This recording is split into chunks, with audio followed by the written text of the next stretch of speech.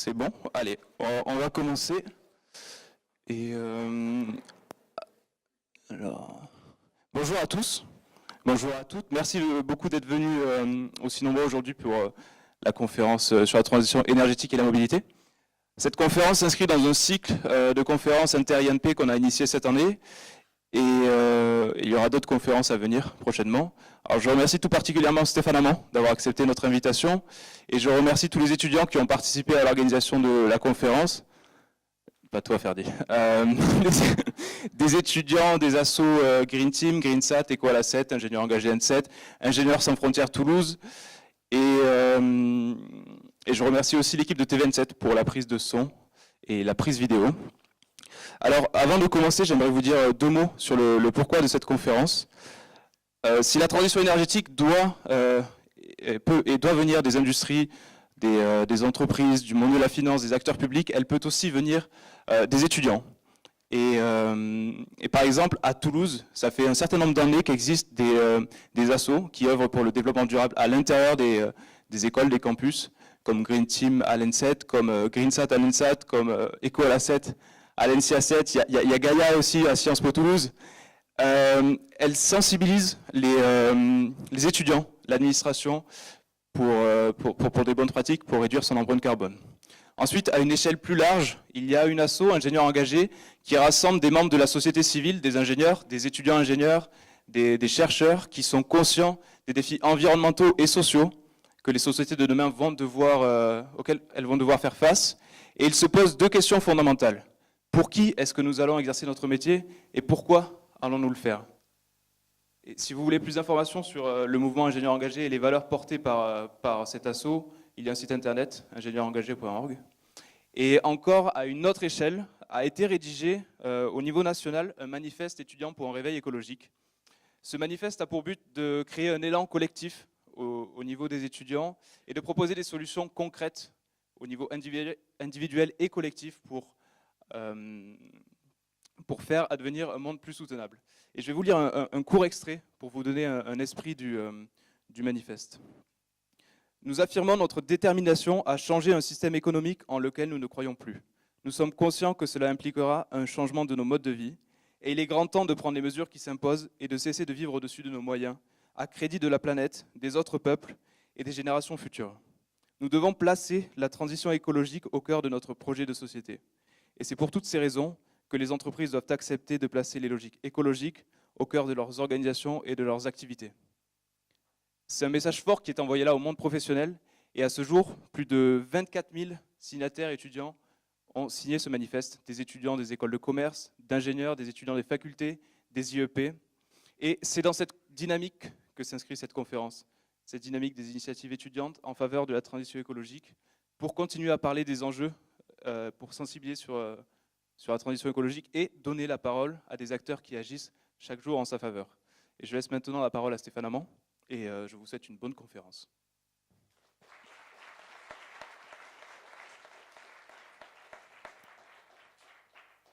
Merci Cyril, merci à l'N7 de m'accueillir aujourd'hui.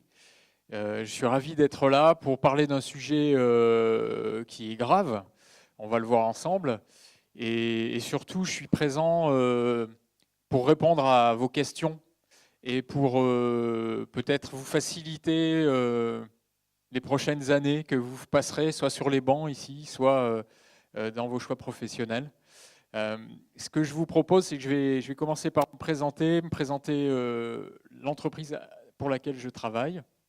Et puis après, je passerai un petit moment sur le rappel des enjeux auxquels on est confronté. C'est toujours très utile parce qu'on apprend, même si je pense plus ou moins, si vous êtes là, vous avez déjà une certaine conscience de ces enjeux-là, vous verrez que vous apprendrez sans doute des choses encore. Et puis ensuite, ça sera quelque chose de plus personnel que j'essaierai de vous apporter. Et puis il y aura de vos questions, évidemment, auxquelles j'essaierai de répondre. Donc moi, si vous voulez, j'ai 44 ans, dans pas longtemps. Et j'ai eu un parcours d'ingénieur très classique, entre guillemets, pendant une dizaine d'années. Donc j'ai fait une école d'ingénieur ici à Toulouse, dans l'aéronautique. J'ai fait une thèse, je suis allé chez Airbus, j'ai été recruté chez Airbus, j'ai travaillé 9 ans chez Airbus. Et puis, au bout d'un moment, j'ai senti qu'il il y avait un problème d'adéquation entre mes valeurs et le sens de mon travail, et ça collait plus vraiment. Et donc j'ai décidé de me réorienter professionnellement. J'ai saisi une opportunité, la main qu'on m'a tendue à ce moment-là pour aller sur quelque chose qui s'occupe de transition énergétique, c'est Carbone 4 ici. Donc j'ai rejoint Carbone 4 il y a 10 ans maintenant, en 2008. Et depuis, j'ai côtoyé beaucoup d'entreprises, j'ai fait pas mal de choses différentes chez Carbone 4, et notamment des exercices de sensibilisation, comme ça va être le cas aujourd'hui avec vous. Alors que fait Carbone 4 ? On va faire dans ce sens-là, c'est mieux. Voilà. Que fait Carbone 4 ? Je vais être très rapide parce que ce n'est pas le but de vous tanner avec ça. Mais Carbone 4, c'est un cabinet de conseil qui est spécialisé sur les questions de transition bas carbone et d'adaptation au changement climatique. Et on travaille notamment auprès des entreprises, et puis vous voyez dans différents secteurs d'activité, pour les accompagner à ces mutations qui sont en route, qui vont être soit accompagnées, soit subies, mais c'est des mutations de toute façon, et donc on les aide à s'y préparer. Alors, je vais vous parler maintenant, et pendant à peu près une demi-heure, des grands enjeux. Il y a plein de façons d'en parler, c'est pas toujours... il y a plusieurs manières, plusieurs approches pour en parler. Aujourd'hui, j'ai choisi de commencer par l'angle climat. Puis on verra, il y a déjà beaucoup de choses à dire, et comme on n'a pas la journée devant nous, il fallait bien faire des choix. Donc je voulais déjà démarrer par ce qui est à l'origine de notre souci climatique, si je puis l'appeler ainsi, c'est notre consommation d'énergie. Voilà. Alors ici, vous avez représenté l'évolution de la consommation d'énergie dans le monde depuis 150 ans, un peu plus même, plus de 150 ans.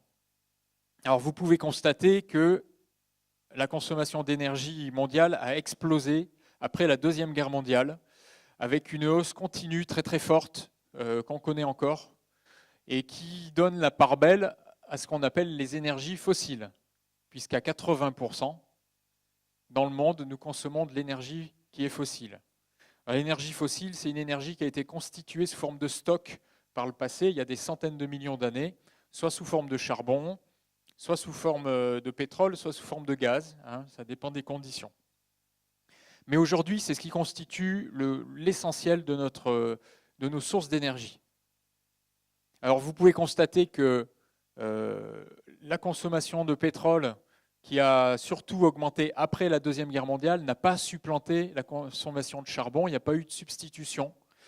La consommation de charbon continue d'augmenter, tout comme la consommation de pétrole, la consommation de gaz. En fait, toutes les formes d'énergie sont de plus en plus utilisées. Il n'y a pas de substitution au sens strict du terme, elles s'empilent les unes aux autres. Donc 80%, c'est un souci pour plusieurs raisons. Indépendamment des sujets d'environnement, c'est déjà une question de dépendance très forte à une énergie qui est une énergie de stock, avec donc un caractère fini. Et ça veut dire qu'au bout d'un moment, quand on l'utilise, on finit par en avoir de moins en moins. Donc c'est cette dépendance-là déjà qu'il faut traiter à la base, surtout quand on est à ce niveau de dépendance. Ensuite, évidemment, les énergies fossiles, vous êtes dans une école d'ingénieurs, il y a même des combustionnistes parmi vous, j'en suis sûr. Et vous savez que quand on brûle des énergies fossiles, des hydrocarbures, ça émet un gaz qu'on appelle le CO2, du dioxyde de carbone. Et ce satané gaz a la mauvaise idée de réchauffer le climat et d'être très très stable en plus, qui reste très longtemps dans l'atmosphère. Oh pardon, je ne suis pas dans le bon sens. Non, je ne suis pas dans le bon sens, désolé. Alors pourquoi cette augmentation spectaculaire en 80 ans, donc on va dire en 3 générations là, pourquoi on a multiplié par 8 la consommation d'énergie? Il y a 2 facteurs qui l'expliquent principalement. Vous vous en doutez, il y a l'augmentation de la population, évidemment, mais ça explique qu'une partie, ça explique à peu près un tiers de l'augmentation. Le reste, c'est juste nos modes de vie qui ont beaucoup changé. Et on a beau être très attentif à notre consommation d'énergie les uns les autres, on consomme quand même beaucoup plus d'énergie que, par exemple, nos grands-parents quand ils avaient notre âge, vous voyez. Alors c'est justement sur cette idée-là de comparer les modes de vie que je vous propose que je vous montre cette image. Donc là, vous avez à gauche, on va dire, un résumé de mon mode de vie, et à droite, celui de mon grand-père quand il avait mon âge. Donc c'était il n'y a pas très longtemps. On regarde l'humanité, c'était hier. Hein. Alors si on regarde le sujet de la mobilité, il se trouve qu'aujourd'hui, j'ai une voiture, je fais à peu près comme tout le monde, 13 000 km par an. Et il m'arrive de prendre l'avion, le moins possible, croyez-moi, mais ça peut m'arriver. Et mon grand-père ne connaissait pas l'avion, hein, ça c'était même pas imaginable pour lui. Et en plus, il n'avait pas de voiture à l'époque. Voilà. En ce qui concerne le logement, là j'ai mis que des choses qui sont assez banales, hein, vous voyez. Moi, je peux me permettre de prendre une douche chaude tous les jours. Et l'hiver, chez moi, il ne fait pas moins de 18 degrés dans les pièces de vie, ça c'est clair. Chez mon grand-père, il n'y avait pas de douche chaude, hein, ça n'existait pas. Et puis l'hiver, il pouvait faire 0 degré dans certaines pièces. Il habitait en Auvergne, c'est pas très loin d'ici, il fait froid en Auvergne, mais quand même. Voilà, il n'avait pas de chauffage central. En ce qui concerne l'alimentation, vous pouvez trouver chez moi des produits emballés, vous pouvez même des produits qui viennent de loin parfois. Et puis j'ai surtout un frigo, un congélateur, ce qui est la norme. Mon grand-père n'avait pas de frigo, encore moins de congélateur. Et puis ces produits, il les trouvait à côté de chez lui, voire dans son jardin, il n'y avait pas d'emballage. Et enfin, les biens de consommation. Donc là aussi, je pense que bon, vous êtes des étudiants, effectivement, vous n'êtes pas encore, entre guillemets, installés, mais vous voyez bien que la norme aujourd'hui, c'est d'avoir un lave-linge, un lave-vaisselle, des produits vidéo, hi-fi, vidéo, etc., des chaussures, garde-robe. Mon grand-père, de tout ça, évidemment, il n'avait pas d'objet électronique, ça va de soi. Mais surtout, il avait juste, si je résume, hein, si je compare vraiment, il avait en gros des vêtements et un poste de radio. Voilà. Donc vous voyez que à gauche, vous avez un mode de vie qui est, on va dire, la normalité. Il n'y a rien de choquant dans ce que j'ai mis là. C'est pas un mode de vie à la Rothschild, on est bien d'accord. Et bien malgré tout, c'est beaucoup plus un mode de vie qui est beaucoup plus un niveau de confort de vie bien supérieur à ce que vivait mon grand-père. Et ça, c'est grâce à l'énergie. C'est-à-dire qu'entre les deux, il y a un facteur 3 quoi, sur la consommation d'énergie. Alors pourquoi pourquoi on consomme autant d'énergie et pourquoi on est très dépendant, surtout de l'énergie fossile. Alors il y a plein de raisons. Il y en a une qui est très très forte, qui est schématisée là-dessus. Enfin, il y a deux choses qui sont schématisées là-dessus. Alors quand on parle d'énergie fossile, on peut parler du pétrole, hein, c'est la plus importante, la plus consommée. Donc ici, on compare l'énergie qui est contenue dans un réservoir d'essence d'une voiture et la même quantité d'énergie restituée par le travail humain. Donc si vous vouliez remplacer l'énergie contenue dans 50 litres de carburant, il vous faudrait toutes ces personnes-là, il y en a 1000 à peu près, toutes ces personnes-là, qui pendant toute une journée vous travailleraient pour vous restituer la même quantité d'énergie. Donc si vous voulez, l'énergie fossile a cette force qu'elle est extrêmement dense énergétiquement. Et donc, du moment où on a su l'utiliser grâce à la découverte de la machine à vapeur, eh bien, on ne s'en est pas privé. Parce que c'était une espèce de don du ciel, si vous voulez. Alors, l'autre chose qu'il faut comprendre, et c'est en plein dans le débat aujourd'hui sur le prix de l'énergie, c'est qu'effectivement, le plein d'essence, ici à droite, ça va vous coûter 75 € à peu près. Mais si vous deviez payer tous ces gens pour vous fournir le même travail, ça vous coûterait des dizaines de milliers d'euros.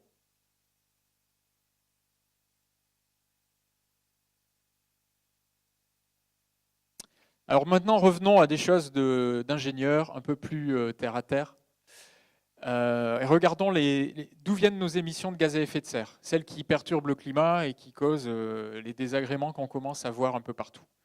Alors à gauche, vous avez les émissions mondiales et à droite, la France, parce que ce n'est pas tout à fait la même chose. Donc, vous voyez que la répartition, pardon, décidément, hop. Il y a un peu de latence, pardon. Ouais. Ah, c'est pas dans le bon sens en fait. Je suis désolé, je suis pas très doué. Hein. Non, ce que je voulais vous dire, c'est que dans le monde, il y a une répartition qui est... Décidément, c'est comment ça marche.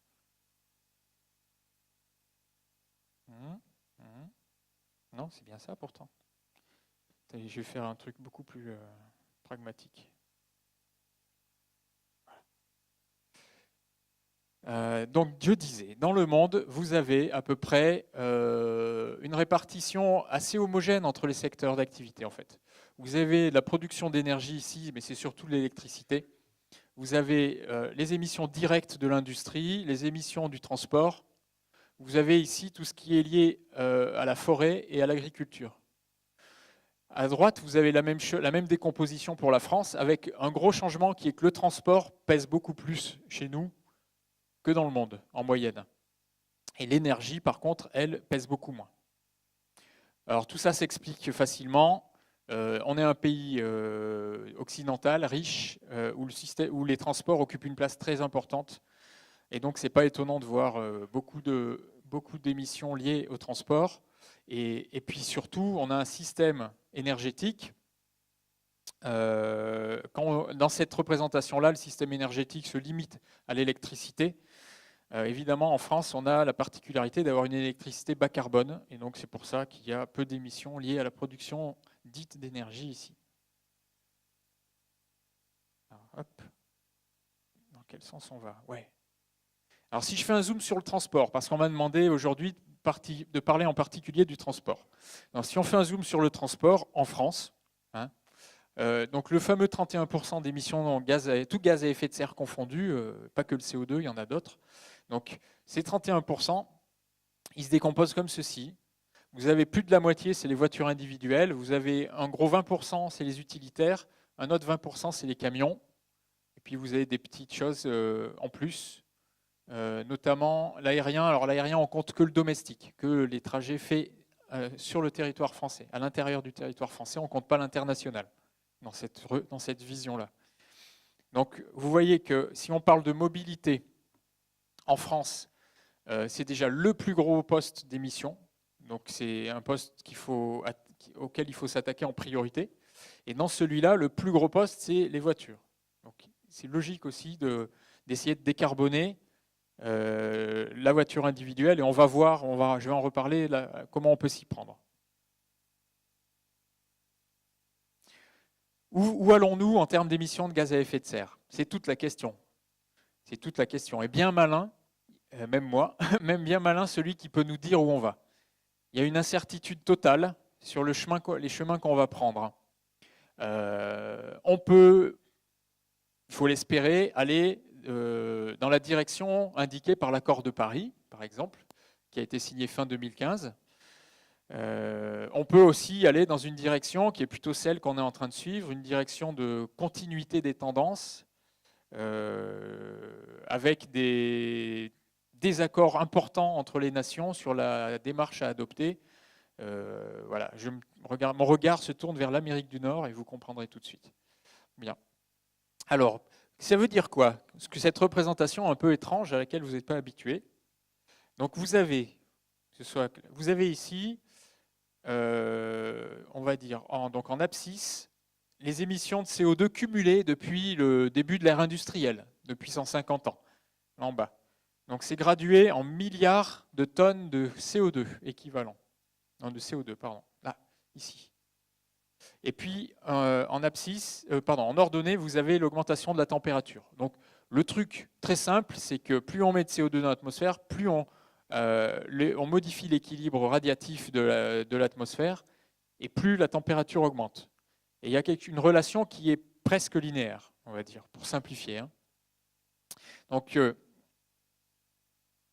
on peut constater, regardez, que depuis qu'on émet des émissions de gaz à effet de serre, on a émis à peu près 2000 milliards de tonnes de CO2, ce qui donne, avec les modèles climatiques, un réchauffement moyen supérieur à 1 degré. Et on constate, effectivement, depuis 1850, qu'on a réchauffé l'atmosphère d'environ 1 degré. Alors la science nous dit qu'il faut éviter de dépasser 2 degrés. Vous en avez entendu parler. L'accord de Paris, c'est 2 degrés.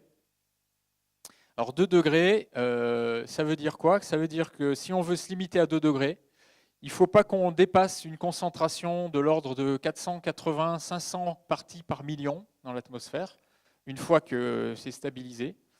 Et ça veut dire quoi en termes de cumul d'émissions? Hop, ça veut dire environ 3000 milliards de tonnes de CO2. Donc notre budget carbone, ce qui nous reste pour ne pas dépasser 2 degrés, c'est environ 1000 milliards de tonnes de CO2. Ça ne vous dit rien comme ça, 1000 milliards de tonnes de CO2. On en émet chaque année, ces dernières années, mais c'est en hausse constante, on en émet 35 par an, ce qui veut dire qu'à peu près en 30 ans, si on continue sur notre tendance, en moins de 30 ans, puisque c'est en croissance, en moins de 30 ans, on aura bouffé tout notre budget carbone, sachant que c'est un budget carbone pour l'éternité. Ok ? Donc c'est toute la difficulté qui est face à nous, c'est d'arriver très très vite à réduire nos émissions de gaz à effet de serre pour rester dans ce budget-là.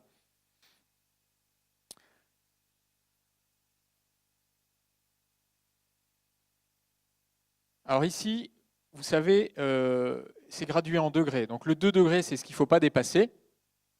Et vous avez dû entendre parler que si on ne faisait rien, on irait vers 4-5 degrés, effectivement. Les baselines, c'est ce qu'on appelle les baselines en anglais, c'est la poursuite des tendances actuelles, nous emmène à peu près vers 4 à 5 degrés de réchauffement, à la fin du siècle. Mais on a un peu de mal à se matérialiser ce que ça signifie. Et c'est pour ça que je vais vous montrer,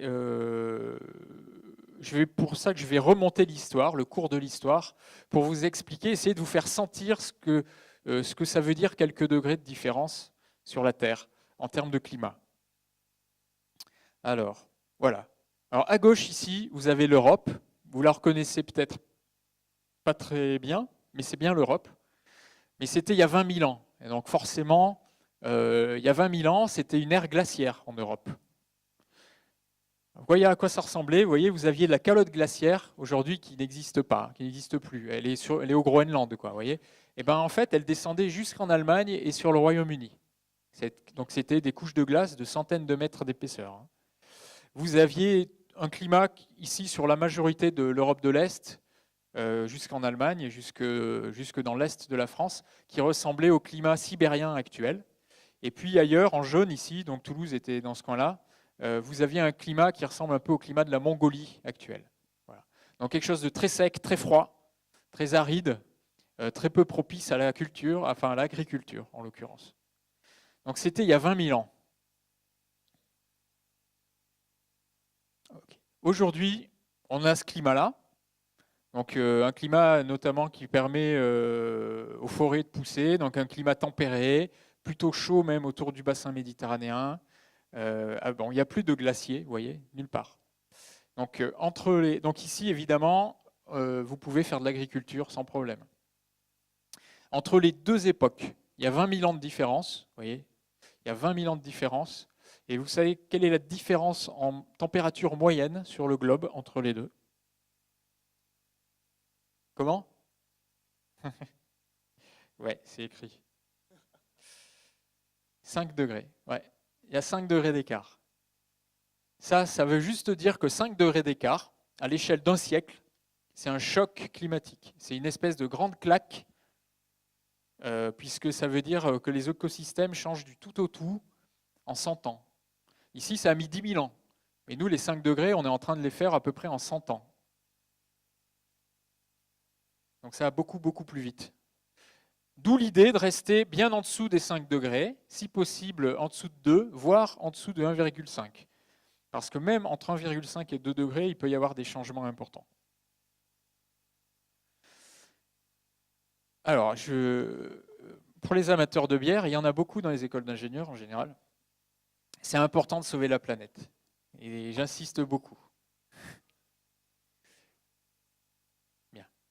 Alors là, c'est une petite parenthèse humoristique avant qu'on rentre dans les choses beaucoup moins drôles. C'est une transition. Voilà. Donc ça, c'est des records de température observés cette année entre mai et juillet. Il n'y a même pas les records du mois d'août ici. Dans l'hémisphère nord. Ouais, tous les petits points, c'est des records absolus de température qui ont été mesurés depuis qu'on mesure les températures de manière fiable. Donc cette année, on a explosé tous les records dans l'hémisphère nord. Alors derrière ces records, au-delà des records, il y a eu beaucoup de morts liées à ces phénomènes de chaleur extrême. Vous avez ici un recensement de toutes les victimes. Donc il y en a eu beaucoup au Japon, en Corée, il y en a eu pas mal en Amérique du Nord. Vous voyez en ce moment les incendies dramatiques qui ont lieu en Californie, enfin qui viennent de s'achever, mais qui ont fait des dégâts incommensurables et un nombre de victimes colossal. Donc tout ça, c'est des effets très concrets du changement climatique aujourd'hui, alors qu'on n'est qu'à plus 1 degré d'augmentation des températures. Mais au-delà des températures, donc, ça cause des incendies, notamment des incendies de forêt. Ça crée des problèmes sanitaires avec des vecteurs qui se déplacent vers les latitudes plus au nord. Ça crée des sécheresses et ça peut considérablement affecter les écosystèmes marins. Alors tout ça, vous allez me dire, bof, on s'en fout un peu. Sauf que ce n'est pas que des questions d'environnement. Tout ce que je vous montre, ça a des effets très concrets sur les sociétés, sur nos sociétés. Et c'est pour ça que, même si on s'en fout des ours polaires et des batraciens, il faut s'intéresser quand même à l'environnement de façon très égoïste parce que c'est nos démocraties qui sont en jeu derrière. Donc vous avez par exemple, avec les phénomènes météo extrêmes, vous avez des problèmes de sécurité sur les villes côtières. Avec les extinctions de la vie aquatique, comme les coraux, ben vous avez toute une chaîne alimentaire qui est bouleversée et donc il y a quand même pas mal de monde dans le monde qui se nourrit à partir des ressources qu'on trouve par la pêche. Avec les problèmes de désertification, d'incendie, de sécheresse, vous avez des impacts forts sur les ressources agricoles. Et jusqu'à preuve du contraire, c'est grâce à l'agriculture qu'on se nourrit quand même. Le quatrième point, c'est qu'avec les parasites qui prolifèrent maintenant dans des zones où ils n'existaient pas, vous avez des crises sanitaires. Et tout ça, quand vous mettez tout ça, vous empilez tout ça avec en plus des problèmes sociaux liés aussi à des conflits qui arrivent indépendamment du climat, ben vous vous retrouvez avec des mouvements migratoires terribles et vous pouvez imaginer des problèmes purement liés au fonctionnement de nos sociétés. Tac. Alors en France, pour info, si on est sur de la tendance, si on n'infléchit pas les émissions, d'ici 50 ans, on va se retrouver avec des températures l'été où on va exploser les thermomètres, hein, puisque les modèles Météo France montrent qu'on dépasserait les 50 degrés dans l'est de la France, vous voyez, par ici, là. À la suite des épisodes de canicule de cet été, que vous avez connus pour la plupart, il y a quand même des spécialistes de Météo France qui disaient que si on n'inverse pas la tendance, en 2050, donc d'ici une trentaine d'années, l'été qu'on a connu sera un été frais. Voilà. Alors 2050, c'est un peu le jalon qu'on se donne, que les politiques se donnent pour agir. Par exemple, en France, 2050, c'est l'horizon auquel le gouvernement souhaite que la France devienne neutre en carbone, typiquement. Voilà. 2050, c'est aussi sur cette base que les scientifiques disent il faut qu'en 2050, on ait divisé par, à l'échelle mondiale, qu'on ait divisé par 3 ou plus nos émissions de gaz à effet de serre. Alors 2050, ça paraît loin, ça paraît super loin. Mais en fait, c'est pas si loin que ça. C'est pas si loin que ça, parce que 32 ans, ça représente quoi? 32 ans en arrière, alors vous n'étiez pas nés, vous êtes des étudiants, pas de bol. Enfin, pas de bol. Et ça, c'est plus adapté quand je parle à des élus. Mais quand même, vous en avez entendu parler. Il y a 32 ans, c'était Tchernobyl, c'était l'explosion de la navette Challenger, c'était la mort de Coluche. Et tout ça, c'est des choses qui, pour la plupart des gens de ma génération, sont très, très présents dans nos esprits. C'est comme si c'était hier. C'est pas loin, en fait. Donc, moi, aujourd'hui, là, j'avais 12 ans à cette époque-là. C'est l'âge de mon fils, aujourd'hui. Aujourd'hui, j'en ai 44. Dans 32 ans, mon fils aura mon âge aujourd'hui. Alors, vous n'avez pas encore d'enfant, mais peut-être qu'il y en a qui en ont, cela dit, j'en sais rien. Donc, ce que je veux dire, c'est qu'on a l'impression que c'est loin, 2050. En fait, le temps passe très, très vite. Il passe vraiment très, très vite. Et que 30 ans, surtout sur les questions énergétiques, ça va à fond la caisse, quoi. Donc, c'est aujourd'hui qu'il faut commencer. On ne peut plus attendre. On ne peut plus attendre, c'est pas possible.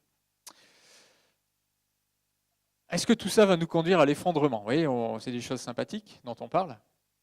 l'effondrement des sociétés. Alors moi, je ne suis pas en mode catastrophiste, c'est pas ma façon de voir les choses. Puis d'ailleurs, j'ai changé de métier parce que j'ai envie d'agir pour faire bouger les lignes. Donc vous voyez, je ne suis pas en mode catastrophiste. Cela dit, on peut quand même se poser la question.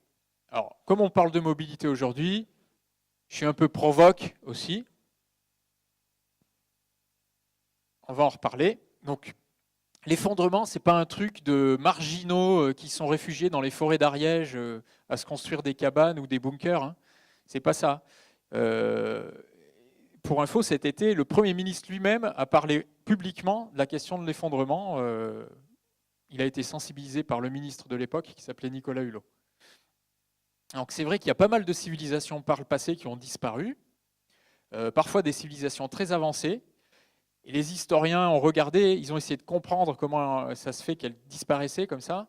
Et il y a un point commun qui revient presque tout le temps, c'est quand on atteint la limite des ressources et parfois aussi sous l'effet des changements climatiques.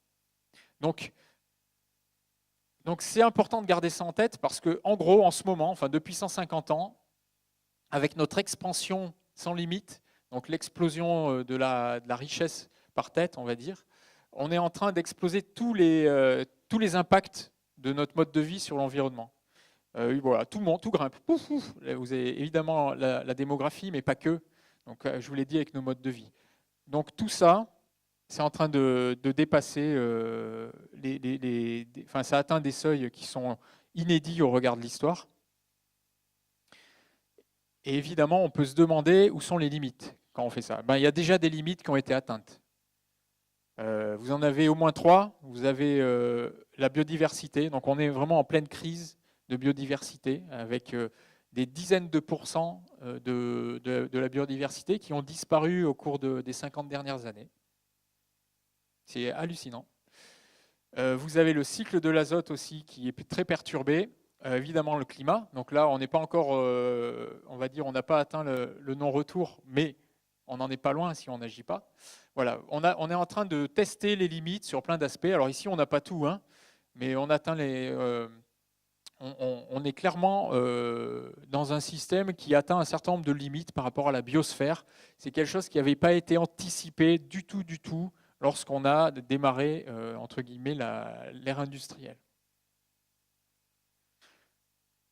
Et il y a des gens au MIT qui se sont amusés enfin c'était pas le terme, qui ont essayé de modéliser l'évolution des systèmes, du système monde, on va dire, en faisant un asservissement entre l'économie, la démographie, les systèmes agricoles et l'impact sur l'environnement à travers la pollution. Donc ils ont travaillé là-dessus, c'était dans les années 70. Donc ils ont développé un certain nombre d'outils et ils ont publié 10 scénarios d'évolution. C'était dans les années 70. Hein. Donc ça a été notamment présenté lors d'un événement qui s'appelait le Club de Rome. Donc c'est connu aussi sous ce terme-là, même si en fait c'est des travaux de chercheurs du MIT. Donc ça avait fait beaucoup de bruit parce qu'en gros ça questionnait la croissance à l'époque. Est-ce qu'il ne faudrait pas mettre un terme à la croissance ou ralentir la croissance pour éviter l'effondrement? Donc ça, cette question, elle est toujours d'actualité. Et les auteurs de ces travaux dans les années 70 ont décidé, ont eu la bonne idée au tournant des années 2000, donc 30 ans après, de regarder comment leurs variables avaient évolué au cours des 30 dernières années. Voilà, c'est ce que représente cette image. Donc vous voyez l'évolution des variables collacées à l'un de leurs 10 scénarios. Sur certains scénarios, ça ne marchait pas, mais il se trouve qu'il y a un scénario qui s'appelle le Standard Run. C'est un scénario qui est le scénario central, on va dire, donc poursuite des tendances. Et maintenant, ce scénario, pour l'instant, on suit la tendance. Et si on suit la tendance, vous voyez, ça ne se passe pas très bien plus tard. Alors, il faut espérer qu'ils se soient plantés dans leur modélisation, mais en même temps, voilà, tout ce qu'ils racontent, ça fait beaucoup réfléchir. Alors comment on fait pour inverser la tendance, pour éviter l'effondrement? Alors je vais parler pas mal de mobilité, puisque c'est l'angle qu'on m'a demandé de privilégier aujourd'hui. Si je dois parler de mobilité, je dois d'abord dire qu'on est un peu dans le déni et qu'il faut sortir du déni. On a l'impression finalement, quand je vous parle de ça, mais quand j'en parle à mes proches, quand j'en parle à des clients, à des élus, on a l'impression que beaucoup de gens s'imaginent que le problème, que c'est pas si grave que ça, que c'est emmerdant, mais on va y arriver avec un minimum d'efforts. Eh bien, c'est pas le cas. C'est un changement de société radical qui nous attend, et c'est pour ça que je dis qu'il faut sortir du déni. Ce que je vous disais tout à l'heure, sortir du déni, c'est comprendre que, alors qu'on est en tendance par là, on est entre le noir et le rouge. Hein. Le noir, c'est nos ambitions actuelles et qu'on a du mal à tenir. Hein. Le rouge, c'est plutôt l'historique. Il faut comprendre que pour aller sur le bleu, là, qui est l'accord de Paris, en gros, on est obligé de tout remettre à plat, de changer de fond en comble nos modèles de société. Si on s'intéresse à l'automobile, enfin pas à l'automobile, mais au transport, à titre d'exemple, à titre d'illustration, en Europe, voyez ce que veut dire un scénario compatible avec une limitation de la hausse de la température en dessous de 2 degrés. Et bien en Europe, ça veut dire qu'il faut passer d'environ 650 millions de tonnes de CO2 aujourd'hui à quasiment rien dans 30 ans. Avec un point de passage dans une dizaine d'années. Pour les systèmes de transport, c'est rien du tout, 10 ans. Il faut avoir divisé par 2. Sachant qu'on ne cesse d'augmenter depuis des décennies. On n'arrive pas à infléchir la tendance. Donc on est sur une rupture complète. Il faut vraiment qu'on comprenne que c'est de la rupture qu'on attend, que ce n'est pas juste des ajustements à la marge. Il y a 3 leviers en parallèle sur lesquels on peut agir. Il y a un levier qui s'appelle le levier de la sobriété. Ce levier de la sobriété, si on traduit ça en termes d'exemple pour la mobilité, on n'a pas tout mis, mais c'est par exemple de rouler moins vite pour aller d'un point A à un point B, pour économiser du carburant. C'est de ne pas se déplacer du tout, par exemple en faisant du télétravail, par exemple. C'est de partager, et ça commence à rentrer dans les habitudes chez vous, dans vos générations, heureusement. Donc partager l'usage de l'automobile, essayer de préférer des modes moins émissifs. Du vélo, pour la plupart des déplacements de courte durée, c'est parfaitement adapté. Le vélo, le train, voilà, des choses comme ça. Donc ça, c'est la sobriété. Après, vous avez un autre levier qui est l'efficacité. C'est-à-dire pour un mode donné, c'est d'utiliser une technologie plus performante, en tout cas moins impactante pour le climat. Donc là, vous pouvez avoir, c'est tout ce que font les ingénieurs super bien, quoi.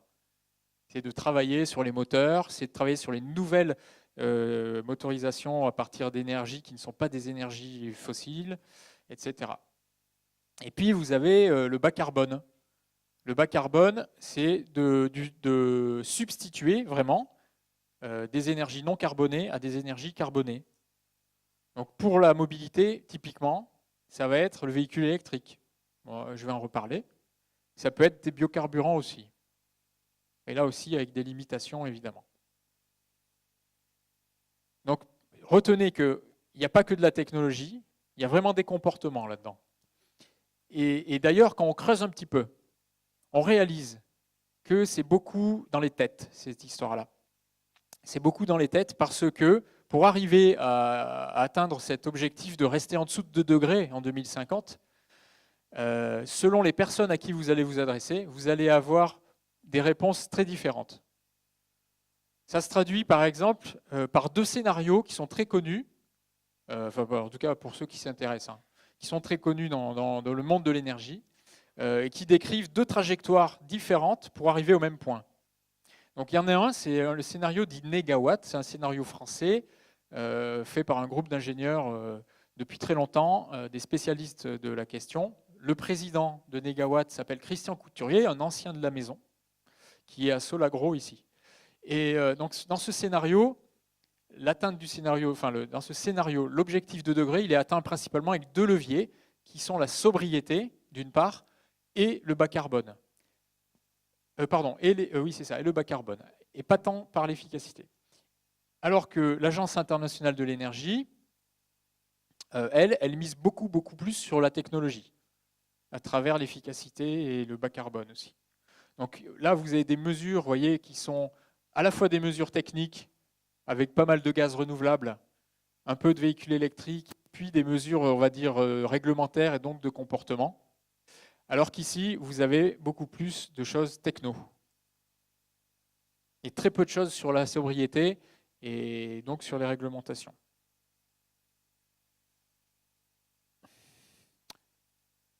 C'est quoi, la mobilité, la voiture, les véhicules verts? Voilà, c'est ça, en fait. Vu des États-Unis, ça ressemble à ça, un véhicule dit green. Ils ont tout compris, nos amis américains. Alors évidemment, c'est une petite parenthèse humoristique au milieu de ce panorama un peu triste. Je vais terminer là-dessus, après j'arriverai dans la partie plus personnelle. Alors, mais je pense que ça répondra à pas mal de questions que vous vous posez et qui seraient arrivées de toute manière dans les échanges tout à l'heure. Donc, je fais un zoom sur un aspect très techno.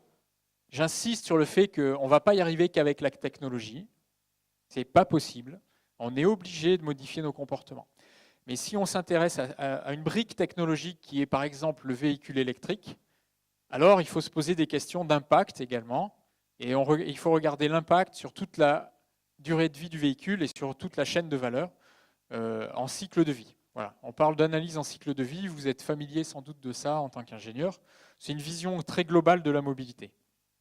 Alors, on a fait ça, pour rien vous cacher, hein, on a fait ça chez Carbone 4 à la demande de certains clients pour vraiment y voir clair, parce qu'on entend tout et n'importe quoi sur ce sujet dans les médias. Mais alors, tout et n'importe quoi. Ce qui, cela dit, prouve que le sujet intéresse, donc on va dire que c'est le bon côté de la chose, le mauvais côté étant que c'est n'importe quoi souvent. Voilà. Alors, ici je vous ai représenté les émissions de gaz à effet de serre liées au parcours d'1 kilomètre en voiture, voyez, selon la motorisation. Alors ici on a pris l'exemple d'une citadine, donc type Clio, donc pour la voiture électrique type Zoé, voyez. C'est ce genre de véhicule, de taille, on appelle ça des citadines, même si elles sont adaptées à plus que ça, très nettement. Donc ici à gauche, vous avez les émissions qui sont à peu près pas loin de 200 grammes de CO2 par kilomètre parcouru, avec une grosse partie liée à la combustion et une petite partie liée à la fabrication du véhicule.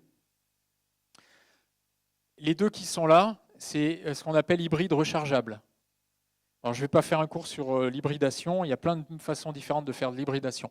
Mais l'hybride rechargeable, en gros, vous rechargez comme un véhicule 100% électrique, vous rechargez aussi, sauf que la batterie est plus petite, et en plus, il y a un moteur thermique à côté. Vous avez 2 moteurs au lieu d'un. Voilà, donc là, selon que vous utilisez beaucoup en mode électrique ou pas, vous avez des émissions assez variables. Mais bon, vous pouvez, si vous faites ça bien, vous pouvez diviser presque par 2 votre impact sur le climat. Et ensuite, si vous vous intéressez à un véhicule 100% électrique, donc à batterie, un véhicule à batterie 100% électrique, alors là, vous baissez vraiment les émissions, à peu près, vous voyez, 60%, sachant que l'essentiel des émissions, il est dans la fabrication de la voiture et plus dans les émissions liées à la traction.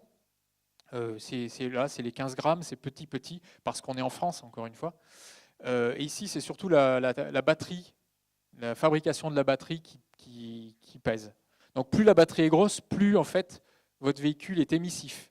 D'où une réflexion à avoir sur la taille des batteries. Aller vers des batteries énormes qui vous permettent d'avoir plus d'autonomie, ce n'est pas forcément une bonne chose du point de vue climatique. Il faut peut-être accepter d'avoir des batteries plus petites, une infrastructure de recharge adaptée pour recharger plus souvent. Donc en gros, convertir du temps qu'on passe à se déplacer avec la préservation du climat. C'est ça le trade-off. La voiture hydrogène, je pense que ça vous intéresse aussi. Donc, c'est aussi une voiture électrique, une voiture à hydrogène. C'est un moteur électrique, mais au lieu d'être alimenté par des batteries, c'est alimenté par une pile à combustible. La pile à combustible étant elle-même reliée à un réservoir d'hydrogène pour fabriquer de l'électricité. Alors dans ce cas-là, ça dépend de comment on fabrique l'hydrogène. C'est comme pour l'électricité, la manière dont elle est faite influence beaucoup le résultat final. Si vous faites de l'hydrogène avec la méthode classique, c'est-à-dire vous faites du réformage du gaz naturel, à ce moment-là, vous avez un impact qui est à peine meilleur qu'une voiture hybride mal utilisée, on va dire. Bon, et en tout cas, c'est nettement moins bon qu'un véhicule 100% électrique en France. Si vous faites de l'hydrogène en électrolysant de l'eau avec le mix français, vous vous retrouvez avec des émissions comparables à un véhicule électrique avec une grosse batterie. Un véhicule électrique à batterie où la batterie est grosse. Et puis, si vous faites de l'électrolyse avec un moyen renouvelable, vous baissez encore un peu et vous retrouvez à équivalence avec un véhicule à batterie dont la taille de la batterie est raisonnable. Si vous êtes en Allemagne, les résultats changent parce que l'électricité est beaucoup plus carbonée en Allemagne, évidemment. Donc c'est important d'avoir ça en tête. C'est-à-dire que là, la ZOE en France, c'est une très bonne idée. La ZOE en Allemagne, ça reste une bonne idée, mais vous gagnez quand même beaucoup moins par rapport à un véhicule thermique. Par contre, l'hydrogène produit avec l'électricité du réseau allemand, ce n'est pas du tout une bonne idée. Il vaut mieux continuer à rouler à l'essence. Vous voyez ?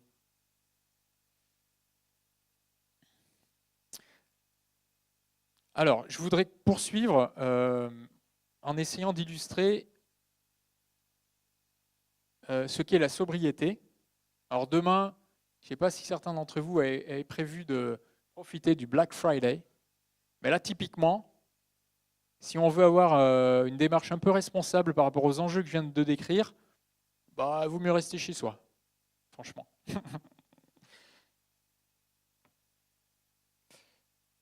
Alors, il y a certains points que je souhaite développer. Je vais enlever ça, c'est pas très intéressant.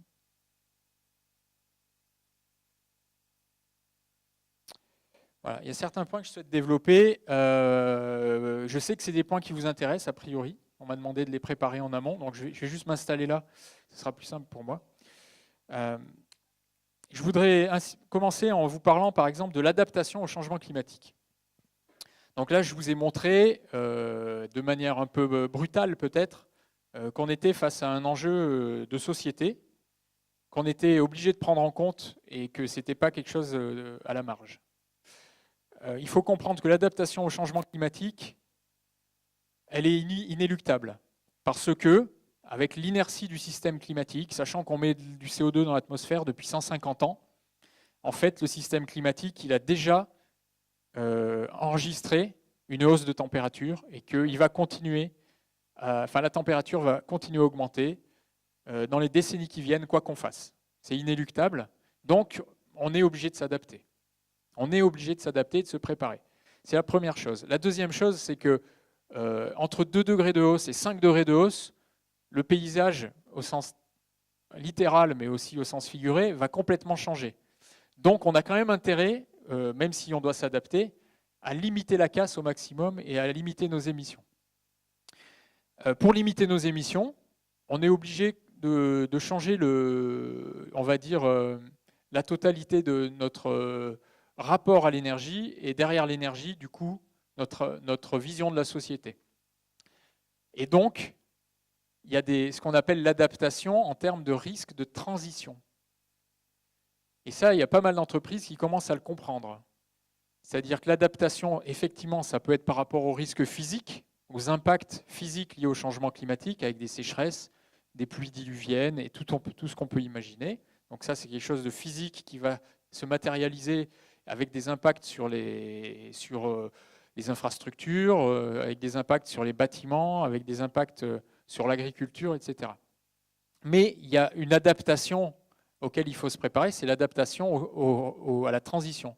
C'est-à-dire que comme le système doit évoluer, les activités qui aujourd'hui font sens ne le feront plus demain.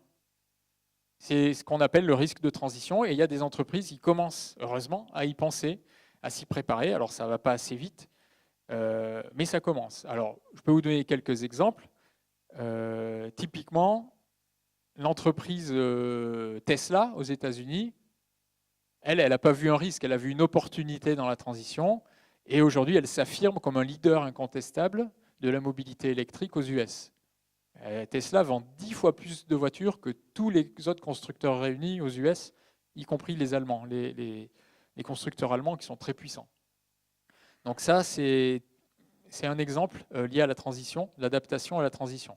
Vous avez sur un registre un peu techno aussi, Rio Tinto et Apple qui ont fait une joint venture tout récemment pour développer une technologie de production de l'aluminium qui est totalement,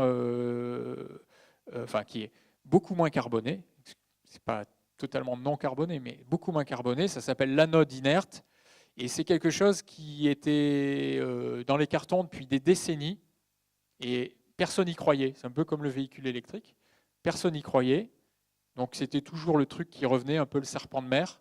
Et en fait, voilà, ceux qui s'y sont pas préparés, parmi les concurrents de Rio Tinto, eh ben, ils commencent à se poser beaucoup de questions parce que Rio Tinto y va. Probablement, s'ils y vont, c'est qu'ils ont des bonnes raisons de penser que ça peut marcher. Et auquel cas, ils vont modifier radicalement toute la chaîne de valeur de production de l'aluminium. Et donc, ceux qui ne s'y sont pas préparés vont disparaître. Bon, ça, c'est un autre exemple.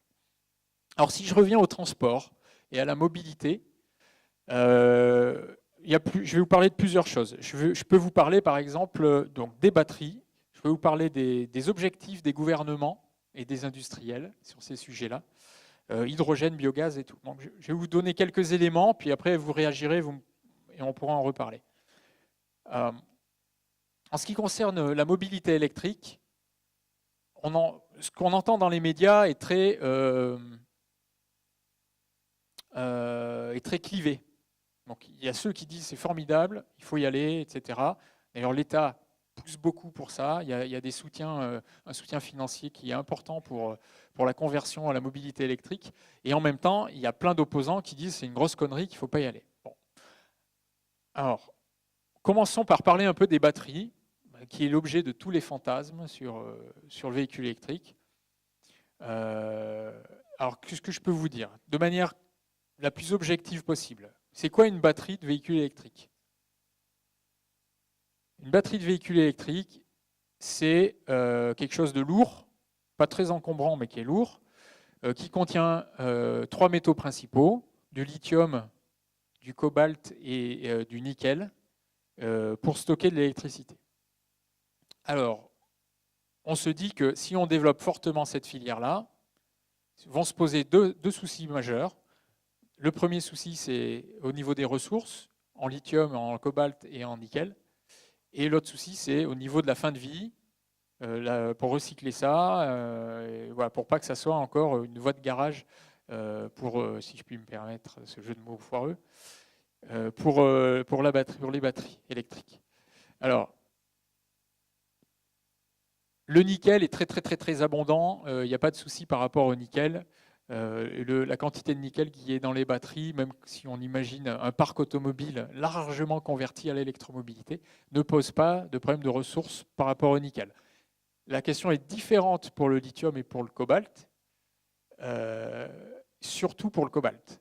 Sur le lithium, la connaissance qu'on a des réserves de lithium, notamment en Amérique du Sud, laisse à penser qu'il n'y a pas, hormis les questions géopolitiques qui vont intervenir, parce que les pays producteurs ont des intérêts à ce que cette ressource-là soit valorisée au maximum.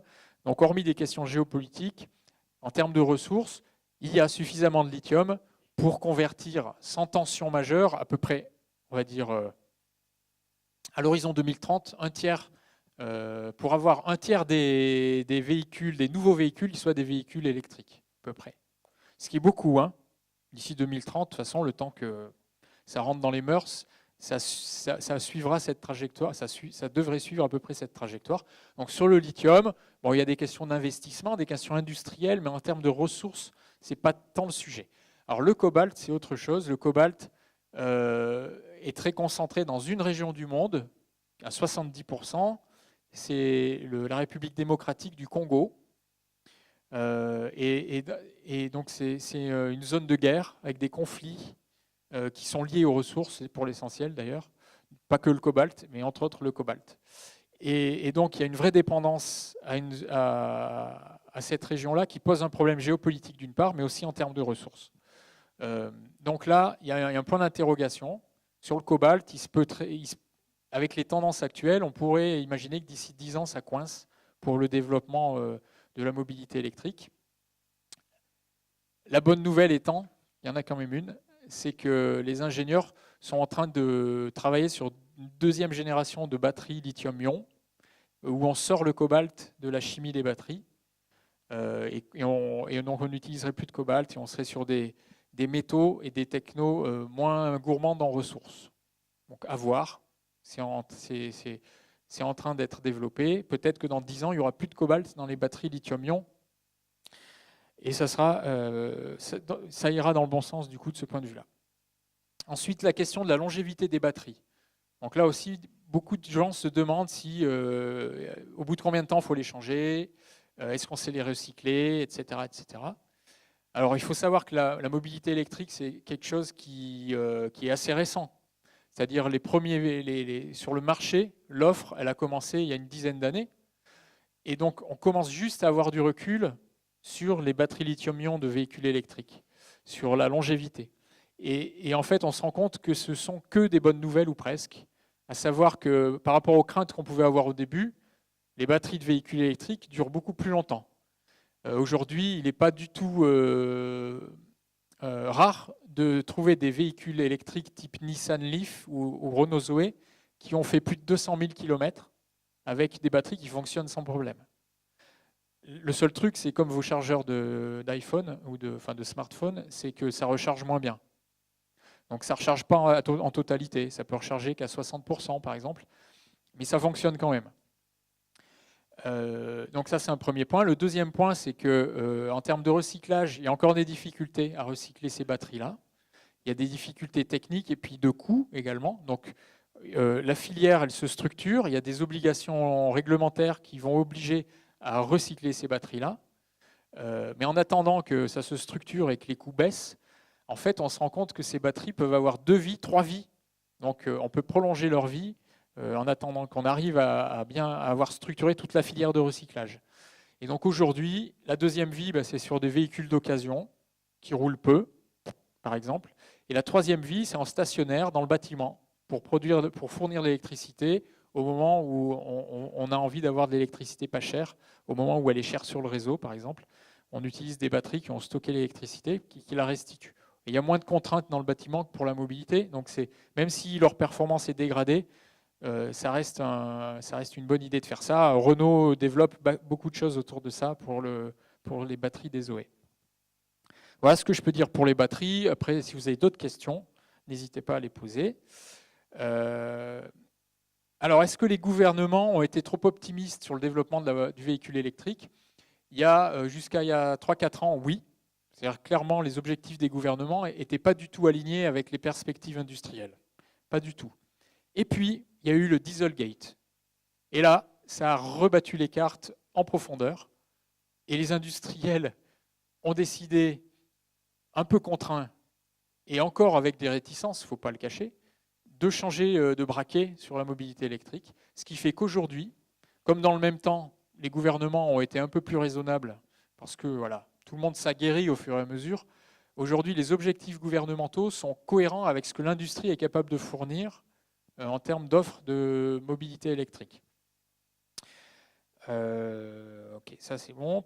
Le vrai enjeu, selon moi, je parle à titre personnel, mais le vrai enjeu, selon moi, sur la mobilité électrique, au-delà du fait que ça coûte aujourd'hui, qu'il y a une question de coût d'acquisition qui est encore élevé, même si le coût d'usage complet est comparable aujourd'hui, presque comparable à un véhicule thermique, le véritable obstacle, c'est un obstacle psychologique chez les usagers, chez les ménages typiquement, pour basculer à la mobilité électrique. Il est principalement là. Et donc, je vais reparler de la résistance au changement. C'est quelque chose qui peut sauter au fil du temps. Alors, je ne veux pas vous faire croire qu'il n'y a que les véhicules à batterie pour remplacer les véhicules thermiques. Si on regarde le volet techno, il y a évidemment l'hydrogène, j'en ai parlé tout à l'heure, et il y a aussi le biogaz, donc le gaz naturel issu de la biomasse en substitution du gaz naturel fossile. Alors, je peux vous dire que l'hydrogène, c'est pour faire de la mobilité électrique aussi, avec tous les avantages liés à l'électrification de la mobilité. Il existe différentes technologies pour produire l'hydrogène. C'est ça le premier élément. C'est qu'il faut avoir en tête que selon la manière dont on produit l'hydrogène, en fait, on émet plus ou moins de gaz à effet de serre. Donc, il ne faut pas faire n'importe quoi. Et que si on veut développer cette filière-là et qu'elle soit compatible avec une trajectoire 2 degrés, on est obligé de faire de l'hydrogène décarboné et donc d'avoir une électricité décarbonée pour produire l'hydrogène. Donc ça, c'est un premier point. Ensuite, il y a tout un réseau, toute une infrastructure à développer. Évidemment, ça a un coût. C'est aujourd'hui ce qui fait que l'hydrogène est beaucoup moins développé que la filière batterie. C'est que son coût est encore très supérieur et que du coup, voilà, ça va prendre plus de temps parce qu'il y a des économies d'échelle à réaliser et que, in fine, de toute façon, comme on utilise de l'électricité pour à la fin reproduire de l'électricité, il y a des pertes de rendement et que pour des raisons physiques, ça sera quand même toujours relativement cher. Mais la transition, ça a un coût. Il ne faut pas croire que ça se ferait gratuitement. Donc, il faudra peut-être payer plus cher pour sa mobilité, si on veut la conserver. Un petit mot sur le biogaz. Donc, le biogaz, ça peut se faire de plusieurs manières. Ça peut se faire par la méthanisation des déchets fermentescibles, etc. Donc, en lien avec l'agriculture ou avec les déchets industriels, voire les déchets ménagers. Donc on peut le faire comme ça. On peut le faire aussi d'une autre manière, ça s'appelle la pyrogazéification de la biomasse. Donc on va dire que c'est à partir du bois qu'on peut faire du méthane. Et puis on peut le faire aussi avec la filière power to gas. Donc ça, c'est avec de l'électricité et du CO2 qu'on peut prendre dans l'atmosphère ou en sortie de centrale pour faire du méthane. Donc en fonction de ça, vous avez des coûts différents, des potentiels différents. Mais le biogaz a cet intérêt, c'est que vous modifiez assez peu les technologies déjà disponibles et les habitudes déjà ancrées. Donc vous n'obligez pas les individus à remettre à plat leur façon de se déplacer, puisqu'en gros, c'est des moteurs thermiques qui existent. Donc voilà, on ne change quasiment rien, à part qu'au lieu d'avoir de l'essence et du gazole à la pompe, on aurait du biogaz. Et j'insiste bien sur biogaz, parce que si on a du gaz, ça ne change rien au problème. On reste presque aussi fossile. On émet quasiment autant de CO2, et même si on émet un peu moins de polluants, c'est-à-dire la qualité de l'air est un peu meilleure, mais ce n'est pas à la hauteur de l'enjeu. Cette filière n'a du sens que si on décarbone la production de biogaz. Le petit obstacle, qui est peut-être un obstacle majeur, cela dit, que je vois au développement du biogaz, c'est que comme on ne change pas le système, on utilise en fait ce qui existe déjà, en termes d'infrastructure, en termes de technologie, etc. Ça a une vertu, hein, ça minimise les coûts, c'est tout à fait. Le risque, c'est que en fait, on continue avec ce système-là, on ne remet pas en cause son rapport à la mobilité, et en fait, la décarbonation doit se faire à un niveau tellement important qu'on est obligé on sera obligé de réduire notre mobilité d'une certaine manière. En tout cas, de réduire les flux. Et si on reste sur les mêmes idées, le même système, psychologiquement, je pense que ça sera plus dur de rentrer paradoxalement dans la transition.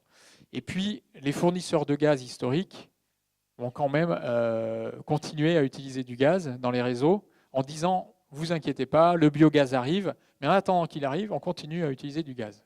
Voyez ? Donc voilà, ça c'est un peu le risque que je vois moi.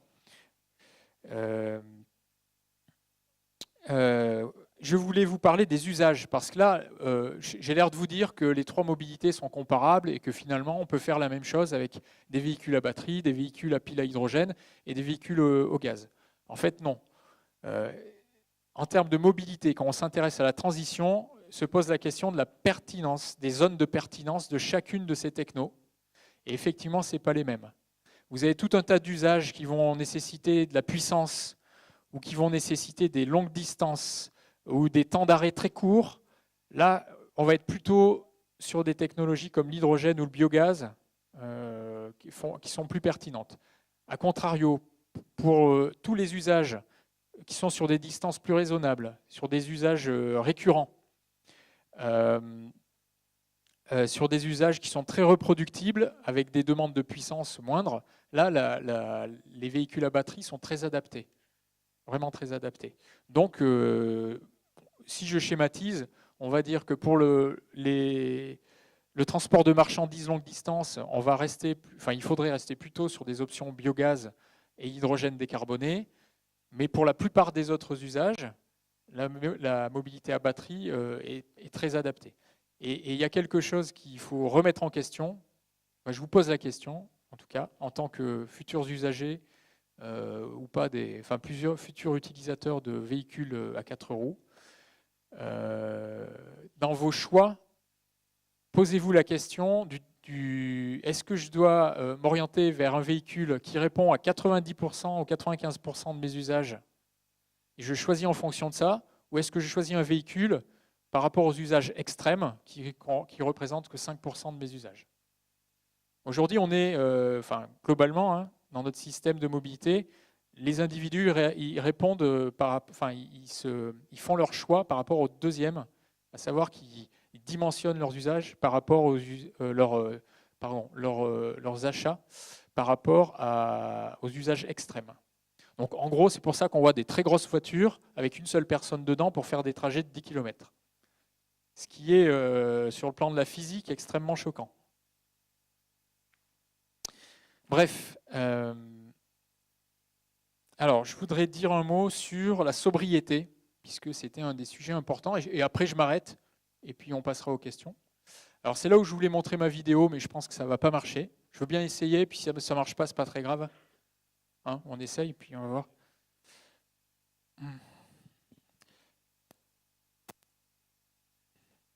Alors. T'as raison. Ah ouais, ok. On va essayer de faire ça. Bon, si ça ne marche pas, c'est pas très grave, je résumerai. Ah, il se passe un truc en tout cas, alors que tout à l'heure, il ne se passait rien. Mais peut-être qu'il faut arrêter ça. Non, je ne suis pas sûr. Ah, yes. Allez, super. Donc, je vais essayer de vous montrer une vidéo sur la résistance au changement. Et c'est très, très, très, très éclairant. Ça dure 4 minutes. On est parti. Hop. Alors, j'espère que le son va passer.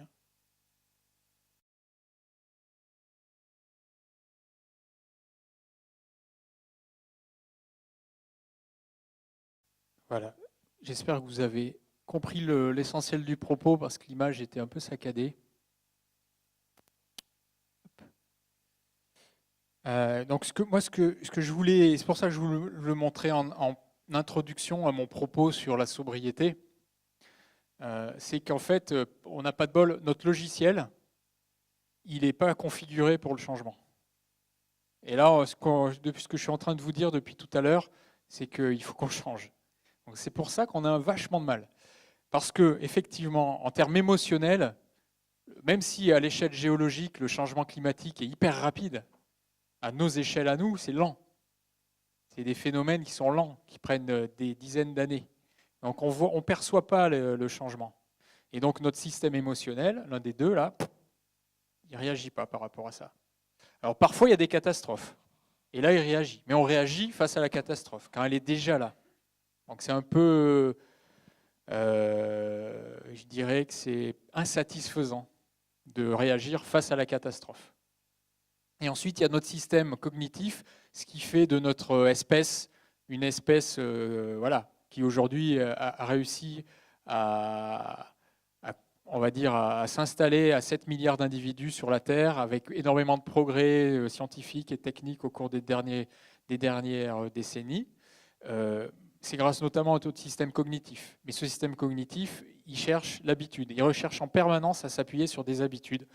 Donc voilà, on a du mal à changer. C'est inhérent à notre nature. C'est ce qu'explique ce scientifique. Néanmoins, on est capable de le faire parce qu'on est aussi des êtres de raison. Donc à force de raisonner, on est quand même capable d'agir, heureusement.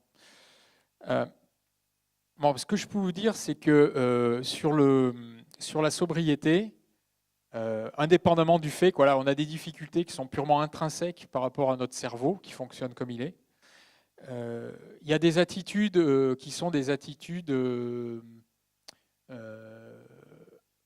assez que je condamne, que je peux comprendre, mais qui à chaque fois me hérissent le poil. C'est le fameux pourquoi moi, et pourquoi moi je le ferai alors que les autres le font pas. Ça, j'ai un peu de mal avec ça. J'ai vraiment du mal. Et en fait, c'est vrai que la sobriété, ça commence par se dire, bah moi je fais ma part. Je fais ma part. Évidemment, ma part, c'est peut-être une goutte d'eau dans l'océan, mais moi, si je le fais pas, personne ne le fera à ma place. Donc pour moi, la sobriété, ça commence déjà par soi-même et à pas regarder ce que font les autres. Et d'une certaine manière, ça veut aussi dire, ça peut être un propos politique, à savoir, il ne faut pas tout attendre de la puissance publique. On est aussi des êtres qui avons une responsabilité. On est capable d'être critique quand il faut être critique. Il faut aussi être capable d'être responsable au moment où il faut être responsable. Bon, ensuite, on peut commencer par des choses simples. Pas besoin de se prendre la tête. Sur tout ce qui est mobilité, franchement, il y a des gisements d'économie qui sont à portée de la main. Il y a tout ce qui concerne évidemment la question de est-ce que j'ai besoin de me déplacer vraiment ? Pensez-y. Est-ce que sur certains de vos déplacements, vous ne pouvez pas vous dire là, franchement, je n'ai pas besoin de le faire. Le jeu en vaut pas la chandelle. Si vous devez le faire, il y a quand même le partage qui est quelque chose qui commence, je dirais, qui émerge. Mais effectivement, le partage de la mobilité, c'est un levier dont on ne pourra pas se passer si on veut répondre aux enjeux. Il faut partager. Je vous ai parlé de la mobilité électrique. La mobilité électrique, elle a plein de vertus, notamment dans notre pays. Mais c'est juste illusoire de penser qu'on arrivera à conserver toutes nos habitudes de mobilité juste en changeant des moteurs thermiques par des moteurs électriques, pour plein de raisons. Déjà à cause des ressources, c'est-à-dire qu'on aura du mal à avoir 35 millions de véhicules tous électriques. 10 millions, on pourra. Au-delà, ça va être plus compliqué. Donc, il faut apprendre à partager. Et quand on sait que le taux de remplissage moyen en France, c'est de 1,1, on dit qu'il y a des marges de progrès, puisque les voitures peuvent accueillir souvent 5 personnes. Donc voilà, il y a un taux de remplissage à améliorer au quotidien. Voilà. Donc le partage. Le partage au moment où on sent bien qu'il y a des tensions, le partage, ça peut réduire fortement les factures d'énergie pour les ménages défavorisés notamment. Et donc il faut aussi y penser. Et puis le vélo. Voilà, le vélo. À Toulouse, c'est assez facile de faire du vélo. Je pense parmi vous, il y a beaucoup d'usagers du vélo, donc ça c'est pas mal. Là, j'enfonce des portes ouvertes et je prêche des convertis probablement, donc je ne vais pas y passer la nuit. Mais quand on parle à des adultes, des gens plus âgés qui sont de ma génération, voire mes parents, voire des gens encore un peu, de l'âge de mes parents, des élus, leur dire que, attendez, il y a tout un tas de déplacements que vous pouvez faire, y compris en zone rurale. Aujourd'hui, en zone rurale, 50% des déplacements font moins de 5 km. Il y a quelque chose qui tourne pas rond. Je veux dire, on n'est pas forcé d'utiliser son véhicule dès qu'on doit se déplacer. Et ça, c'est aussi de la résistance au changement, aux habitudes, l'habitude d'une énergie pas chère, la commodité de prendre son véhicule. Aujourd'hui, il y a du vélo à assistance électrique qui permettent même à des gens qui ne sont pas des sportifs de faire du vélo sur des distances raisonnables, avec du relief et tout ça. Ça existe, c'est très bien. Moi, il m'arrive de faire du vélo sur le long du canal du Midi et il m'arrive d'être doublé ou de doubler des papis, des mamies qui font du vélo. Je trouve ça génial. Je trouve ça très encourageant. Donc, il faut penser à ça. Et puis, je vais m'arrêter là. Je vais m'arrêter là. J'ai d'autres choses, mais je ne veux pas monopoliser la parole. Je préfère que vous vous exprimiez pour qu'on ait un échange avant la fin de la séance. Merci.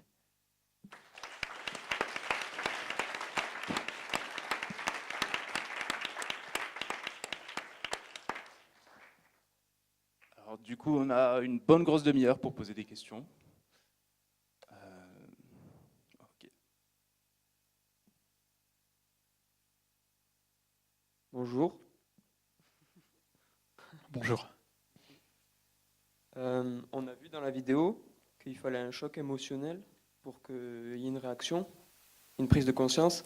Et, selon vous, c'est quoi le meilleur moyen pour créer un choc émotionnel massivement?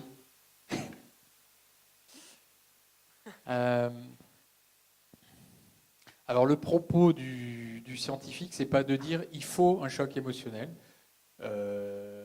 C'est plutôt de dire si on a un choc émotionnel, alors on réagit. On peut réagir sans choc émotionnel. C'est juste que c'est plus compliqué parce que du coup, il faut argumenter, il faut discuter, il faut que rationnellement ça rentre dans les cerveaux et qu'après on accepte au bout d'un moment, peut-être avec la vertu de l'exemple, que les gens adoptent des comportements différents. Par contre, là où je te rejoins, c'est que de manière très froide, on constate que la pédagogie des catastrophes, c'est un truc qui marche. C'est-à-dire quand on se prend des grandes claques dans la figure, on réagit. Et par rapport au climat, c'est aussi comme ça que ça peut se passer. C'est un scénario possible, c'est-à-dire qu'on ne va pas agir à la bonne échelle. Les événements extrêmes vont se multiplier, notamment en termes de canicule, de sécheresse. Et là, on va, quelque part, on va se prendre des grandes baffes et on va se dire, il faut agir. C'est un risque. Hein. Et là, émotionnellement, on le sentira, parce qu'on n'aura plus d'eau au robinet, parce qu'il fera tellement chaud qu'on ne pourra plus dormir la nuit, parce qu'un de nos proches aura eu un malaise parce qu'il fait trop chaud, enfin, etc. Et là, on va peut-être se poser des questions. Effectivement. J'espère que ça ne sera pas la voie qu'on prend, même si, quelque part, on réalise qu'aux États-Unis, par exemple, il y a des réactions qui sont des réactions très liées aux phénomènes climatiques qui frappent les États-Unis. Avec ce qui se passe en Californie, avec ce qui se passe quand il y a les ouragans qui détruisent des villes sur la côte est des États-Unis, on sent que la population se pose des questions à ce moment-là. Donc j'espère que ça ne sera pas juste... qu'on dépassera ça à un moment, parce que, évidemment, si ça se limite à la réaction émotionnelle, ça ne suffira pas pour changer de braquet et pour réduire les émissions suffisamment. Ça, on ne pourra pas. Par contre, ça peut être un bon déclencheur, finalement. C'est un peu cynique de dire ça, mais ça peut être un déclencheur. Bonjour, du coup j'avais une question par rapport à l'extraction des minerais rares pour fabriquer les batteries des voitures électriques. Est-ce que c'est pas, parce que du coup il y a un argument souvent qu'on nous rétorque en disant que c'est un simple déplacement de pollution et que du coup la pollution qu'on va plus avoir en Europe, on va l'avoir dans les pays notamment d'Asie dans lesquels il y a l'extraction de ces minerais rares pour fabriquer tout ce qui est voitures électriques, etc. Qu'est-ce que vous en pensez? Ok. Alors, il n'y a pas de minerais rares dans une voiture électrique. Le lithium ou le cobalt, c'est pas rare. C'est pas des terres rares. C'est des métaux, mais c'est pas des terres rares. C'est pas des métaux rares, je veux dire. Mais du coup l'extraction du coup. Oui, mais la question reste valable. Il n'y a pas de Ouais, souci. Oui, je vais y répondre. Effectivement, les sujets d'environnement, les sujets de transition, c'est des sujets de système. Hein. Vous êtes des ingénieurs et c'est important que vous compreniez ça. On ne peut pas traiter un sujet de manière monolithique sans regarder l'ensemble du système. C'est-à-dire la mobilité, il faut la regarder également comme un élément parmi, au sein de l'organisation du territoire, typiquement. Donc on ne peut pas réfléchir juste mobilité tout seul dans son coin. Et qui plus est, avec des nouvelles formes de mobilité, on se rend compte effectivement qu'on délocalise certains impacts. Okay. Alors, le climat, l'impact climatique, lui, il n'est pas local, il est global. Donc, on utilise une voiture thermique en Chine ou en Europe, c'est pareil. Pour un véhicule électrique, c'est pas pareil. C'est important, effectivement, de s'en rendre compte. Et au niveau de la fabrication, aujourd'hui, évidemment, les batteries sont fabriquées essentiellement en Asie, en Corée, en Chine, au Japon, qui sont des pays où l'électricité est très carbonée. Et du coup, c'est aussi pour ça que la fabrication des batteries se voit autant dans l'analyse de cycle de vie. Donc effectivement, c'est une forme de délocalisation. Mais quand on s'intéresse aux questions d'environnement, comme on a une vision globale, à la limite, ça, on en tient compte, on le sait. On le sait. C'est pas pour autant qu'il ne faut pas agir. Enfin, je ne vois pas le lien entre dire, moi je continue avec ma voiture thermique parce qu'on pollue en Chine. On pollue aussi la Chine en utilisant sa voiture thermique ici à cause du CO2 qui se retrouve partout dans l'atmosphère et qui va aussi avoir des impacts en Chine. Vous voyez ce que je veux dire? Après, on me parle souvent des conflits au Congo liés à l'extraction du cobalt. Et c'est vraiment navrant et c'est déplorable. Et effectivement, on se dit que c'est un sujet pour les batteries électriques. Mais à ce moment-là, je dis aussi que la géopolitique du pétrole, c'est pas les bisounours. Je veux dire, l'extraction de pétrole, ça serait connu si ça n'avait pas déclenché des guerres, quoi. Donc, l'énergie, c'est un élément tellement fondamental du fonctionnement de nos sociétés qu'il y a toujours des enjeux politiques, géopolitiques, et que vous aurez beau privilégier un axe ou l'autre, il y aura des impacts. Donc, mon propos n'est pas de dire la mobilité, par exemple, électrique à batterie, c'est la panacée. C'est pas vrai, mais c'est pas pire. Et effectivement, il y a des impacts. Et que c'est pour ça qu'il faut repenser sa mobilité.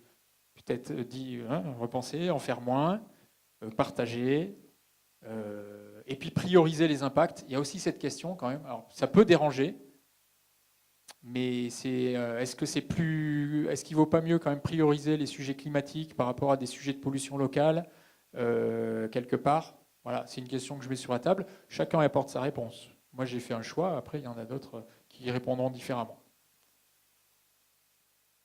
Oui, toujours ici. Qu'en est-il en France et peut-être au niveau européen des politiques publiques pour le vélo, si vous travaillez aussi un petit peu là-dessus? Oui, non, on ne travaille pas là-dessus. Donc, c'est juste parce que je m'intéresse comme citoyen à ce qui se passe sur le vélo.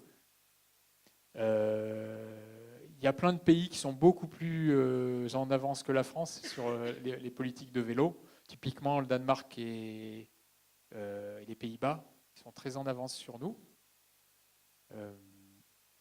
En France, quand même, on sent qu'il y a un frémissement. C'est-à-dire, on sent que très, très concrètement, au quotidien, moi qui suis à Toulouse depuis plus de 20 ans, j'ai vu quand même l'évolution. J'ai toujours été pratiquant du vélo et on peut dire qu'aujourd'hui, le vélo est très utilisé, très populaire en centre-ville notamment, ce qui n'était pas le cas il y a 20 ans. Donc il y a quand même quelque chose qui bouge. Et les politiques, ils suivent, mais avec un petit décalage. Donc, ils sont souvent tirés par la réalité, quoi, en fait. Donc, en France, il y a un plan vélo qui vient d'arriver. On peut penser qu'il est insuffisant, mais bon, c'est un plan vélo. Il y a quelques années, ça n'existait pas, donc ça commence.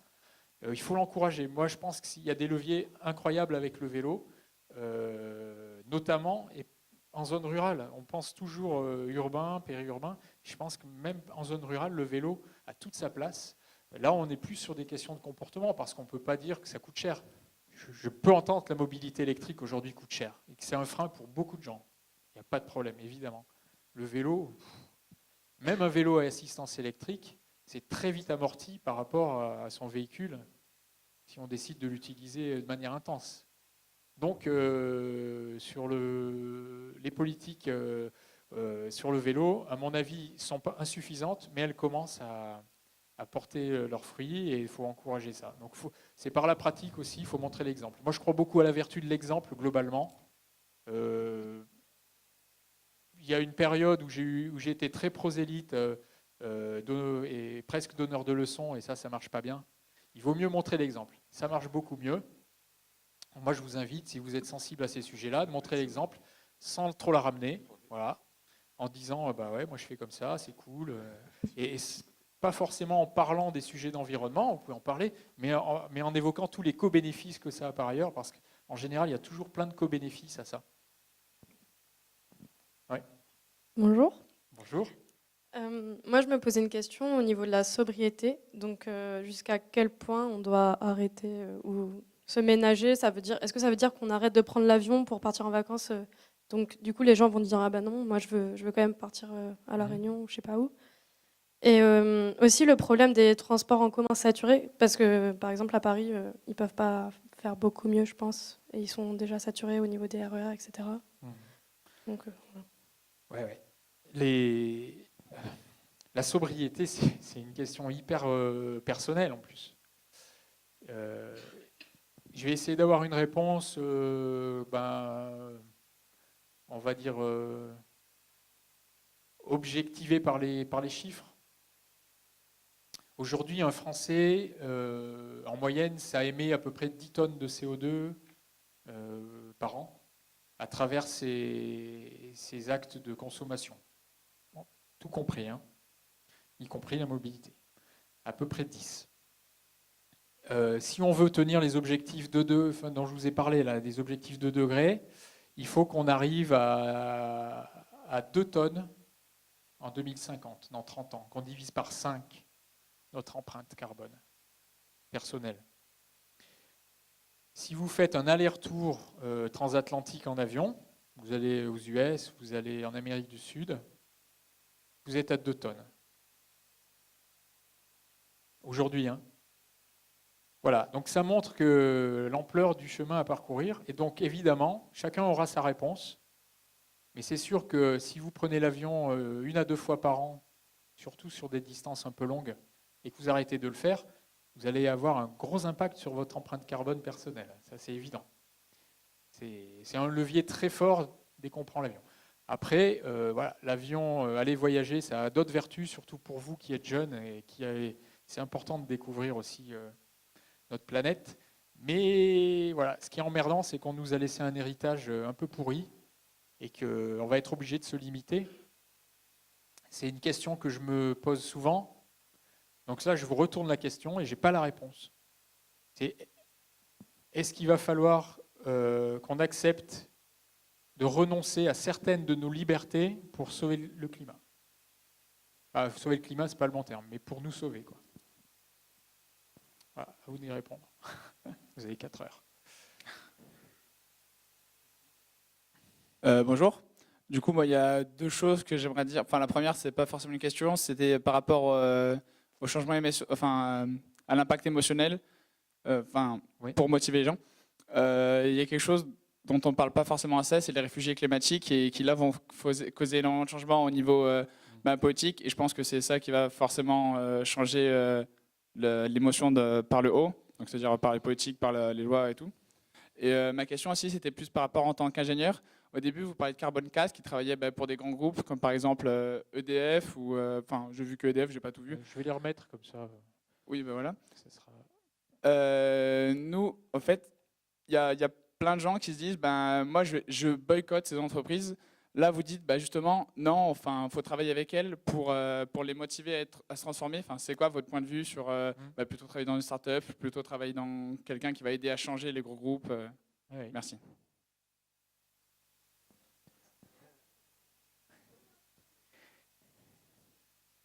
Alors, sur les réfugiés climatiques, juste un commentaire en fait.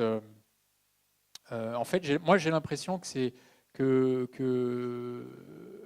derrière le discours qui évoque, qui utilise la sémantique réfugié climatique, je crois que ça ne percute pas dans les gens qu'effectivement, les changements climatiques ont déjà concrètement un effet sur beaucoup de populations dans le monde et que ça aggrave des situations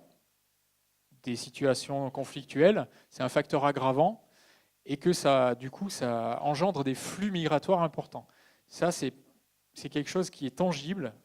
Il y a pas mal d'écrits là-dessus quand même maintenant de chercheurs qui tendent à prouver ça.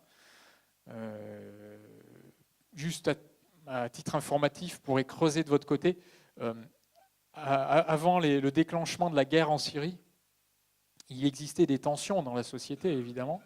Mais il se trouve que pendant 5 ans, il y a eu une sécheresse terrible avec une chute des rendements qui a poussé beaucoup de Syriens des campagnes à aller dans les villes. Et comme vous imaginez, c'est toujours compliqué quand il y a plein de monde qui arrive. Du coup, ça a été un facteur aggravant de la situation. Et derrière, il y a eu le déclenchement de cette guerre en Syrie. C'est un exemple qui montre que le climat, ce n'est pas juste les ours polaires et les petits oiseaux. Effectivement, c'est aussi concrètement un impact sur nos sociétés. Ensuite, la question est-ce qu'il faut travailler avec les grands méchants ou pas? Alors ça aussi, c'est aussi une philosophie personnelle. Donc moi, je ne donne pas de leçons. Faut vous sentir, essayez de trouver là où vous êtes le plus utile. Moi, je pense être utile quand je bosse avec, par exemple, avec Airbus. Donc là, je ne sais pas où il est. Oui, il est là. je pense être utile quand même, parce qu'il y a un certain nombre de gens qu'on secoue un peu, qu'on sensibilise, qui relaient ça au niveau du top management, et petit à petit, moi j'ai vu les choses bouger chez Airbus, j'ai travaillé chez eux, etc. Évidemment, ça ne va pas assez vite, hein. Évidemment, c'est très frustrant sur plein d'aspects, mais moi je pense que ça a une utilité de travailler aussi dans les grands groupes. Après, il faut pas par contre, dans le travail qu'on fait avec ces grands groupes, il y a deux attitudes possibles. Soit on décide d'être les porteurs d'eau de ces grands groupes et d'aller faire du greenwashing, soit on décide d'être fidèle, de respecter le sens qu'on donne à son action. Et dans ces grands groupes, si on n'est pas d'accord avec eux, ben on n'est pas d'accord avec eux. Et on leur dit, et puis s'ils ne sont pas d'accord, ils ne sont pas d'accord. Mais on ne se travestit pas, quoi. Nous, chez Carbone 4, c'est clairement comme ça qu'on travaille. On travaille, on porte des messages, on fait des analyses, on porte des messages. Ces messages-là, ils peuvent être en désaccord, nos clients. Ben, tant pis, c'est comme ça.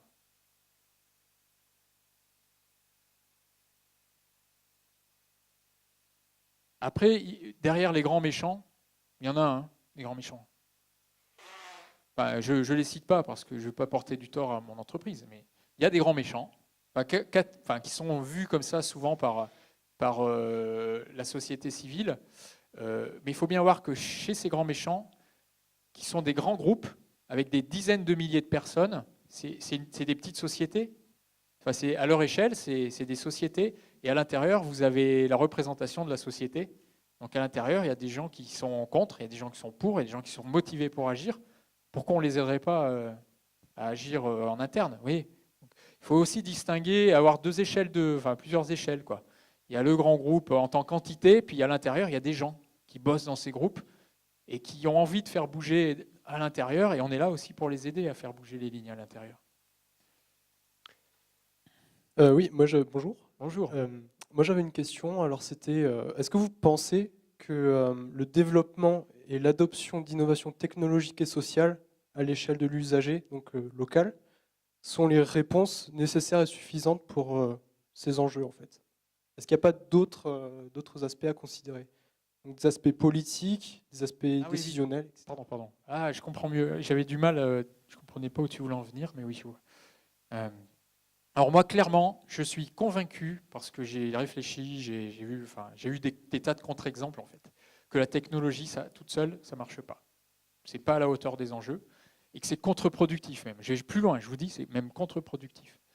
Si la technologie, elle n'est pas encadrée par un cadre réglementaire, normatif, fiscal, ça ne marche pas. Du coup, moi, ma réponse, c'est de dire qu'effectivement, je vous ai montré 3 leviers tout à l'heure, qui sont sobriété, efficacité et énergie bas carbone. Mais derrière ces 3-là, et ça n'apparaissait pas, mais c'est essentiel, on est obligé d'avoir tout un dispositif réglementaire, fiscal et incitatif. On est obligé. Ça ne marche pas. Sinon, ça ne marche pas. En tout cas, pas aux bonnes échelles. On a toujours des gens qui individuellement seront des vertueux, mais si on veut que la société, dans son intégralité, transitionne, on est obligé d'accompagner. Donc, si vous voulez que l'efficacité elle se développe plus vite, eh ben, il faut mettre des normes. Je veux dire, en France, en Europe même, vous avez une obligation pour les constructeurs auto de ne pas émettre plus de gaz à effet de serre qu'une certaine limite en moyenne dans les voitures vendues. Et ça se durcit de plus en plus au fil du temps. Donc ça, typiquement, ça drive quand même les émissions de CO2 vers le bas. Après, la fiscalité, c'est un outil qui marche pour agir sur les comportements et pour dissuader les usages non vertueux. Donc là aussi, c'est assez frappant de voir les pays où la fiscalité est la plus forte, enfin plutôt la moins forte, c'est là où on consomme le plus d'énergie. Bah, quand même, il y a un lien de cause à effet. Donc tout ça, c'est hyper important de réfléchir au bon dispositif à mettre en face de la sobriété. Donc là, le plan vélo, il faut mettre plus de moyens probablement sur le plan vélo. Sur l'efficacité, il faut des normes. Éventuellement des dispositifs de la fiscalité. Et puis sur l'énergie bas carbone, là aussi, ça peut passer par différents instruments, mais typiquement, c'est des instruments de soutien en subventionnant certaines formes de production d'énergie. Donc la puissance publique a un rôle décisif à jouer pour lancer, structurer les filières. Et puis après, voilà, le débat, on peut avoir ce débat-là, mais est-ce qu'il faut une économie très centralisée où on laisse faire les acteurs privés? Voilà, il faut lancer le truc et après, à voir si ça fonctionne dans l'économie de marché actuelle ou s'il faut garder une main dessus. Est-ce que la puissance publique doit garder une main dessus? À voir, mais en tout cas, on est obligé d'accompagner, on ne peut pas le laisser faire tout seul. Voilà. Bonjour. Bonjour. Je t'ai apporté une brique dans la réflexion sur la question du réchauffement climatique. Et je vais essayer de faire le plus court possible, mais je dois faire une petite introduction sur ce qui se passe aujourd'hui dans le milieu agricole et de où est-ce qu'on en est. Donc j'entends derrière moi qu'on n'a pas beaucoup de temps, alors je vais faire le plus rapidement possible, parce que c'est vraiment très important. Alors aujourd'hui, il y a plein d'agriculteurs il y a des agriculteurs qui se rendent compte que face à leurs problèmes de fertilité des sols, ils augmentent le taux de matière organique dans leur sol grâce à de nouvelles pratiques, notamment d'agroécologie et de sol vivant, avec l'arrêt du labour et la mise en place de couverts végétaux et aussi de plantes qui produisent plus de carbone. Typiquement des maïs, par exemple, peuvent faire des maïs de 2-3 mètres de haut plutôt que des maïs de 1 mètre pour capter plus de CO2 dans l'air, avoir plus de carbone et ensuite donner au sol augmenter le taux de matière organique dans le sol. Aujourd'hui, c'est assez cloisonné le milieu agricole, donc on souhaite un peu faire le pont entre le milieu agricole et les personnes qui réfléchissent un peu sur la question climatique, et que se dire qu'aujourd'hui, il y a des agriculteurs qui, parce que c'est dans leur intérêt pour la fertilité et l'intérêt de tous, augmentent le taux de matière organique, et que sur les sols céréaliers qui sont aujourd'hui à taux de matière organique à 1 ou 2%, augmentent en 5-10 ans à 6%. Si on arrive à 6% de matière organique sur un sol, en fait, c'est du CO2 capté de l'atmosphère qui se retrouve séquestré dans le sol. Et ça peut paraître un peu surprenant, et nous-mêmes avec ma compagne, quand on a fait ces calculs, ça nous a un peu surpris. Mais concrètement, un passage de 1 à 2% à 6%, si on prend les terres agricoles françaises, ça fait 5800 gigatonnes de carbone captées. 508 000 gigatonnes, ce qui correspond à 16 ans d'émissions de CO2 pour la France, si on convertissait toutes les terres céréalières avec ces pratiques agricoles qu'on passait d'un taux de 1 à 6%. Du coup, la question que je vous pose, c'est simplement, est-ce que c'est connu ou non? Parce que c'est assez récent dans le milieu agricole, notamment propulsé par le réseau MSV et l'association Vers de Terre Production. On a fait une formation avec eux il n'y a pas longtemps, ils ont transmis un peu toutes ces nouvelles très enthousiasmantes.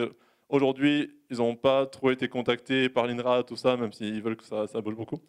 Et voilà. On a fait un papier avec des chiffres, on a nos contacts, et on souhaitait vous transmettre ça pour que ça puisse être connu pour vous, pour d'autres personnes de Carbone 4 éventuellement. Et on a aussi pour ceux qui sont ici présents, on a imprimé 50 exemplaires du papier. On peut vous présenter ça pour prendre plus de détails, voir un peu les calculs de raisonnement. Voilà, merci. C'est parfaitement connu, oui. Ça fait partie des leviers d'atténuation qui sont bien identifiés, que notamment les forêts et les écosystèmes au sens large, les écosystèmes terrestres, sont des puits de carbone si on sait les utiliser de manière pertinente. Et en l'occurrence, les pratiques agricoles et l'usage des sols est bien identifié comme une pompe à carbone.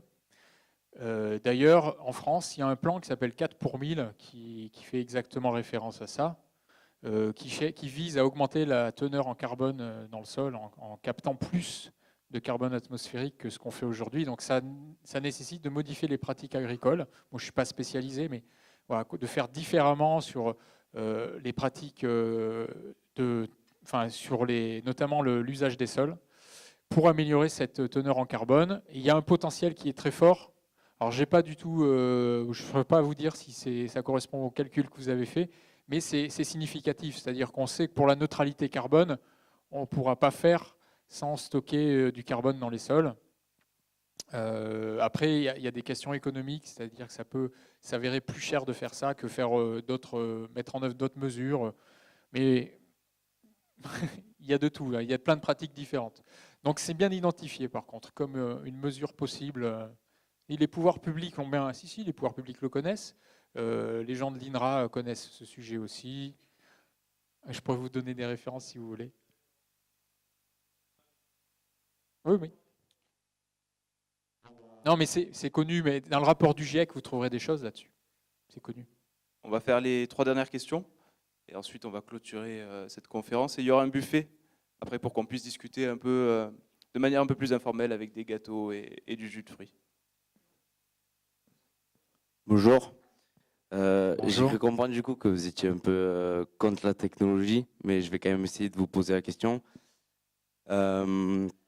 J'ai cru comprendre que dans la vidéo, le comportement humain était un peu comme un asservissement, c'est-à-dire qu'il agissait en conséquence. Et du coup, ma question, c'est est-ce que vous pensez que dans un futur proche, l'intelligence artificielle peut résoudre ce problème ou non? Alors,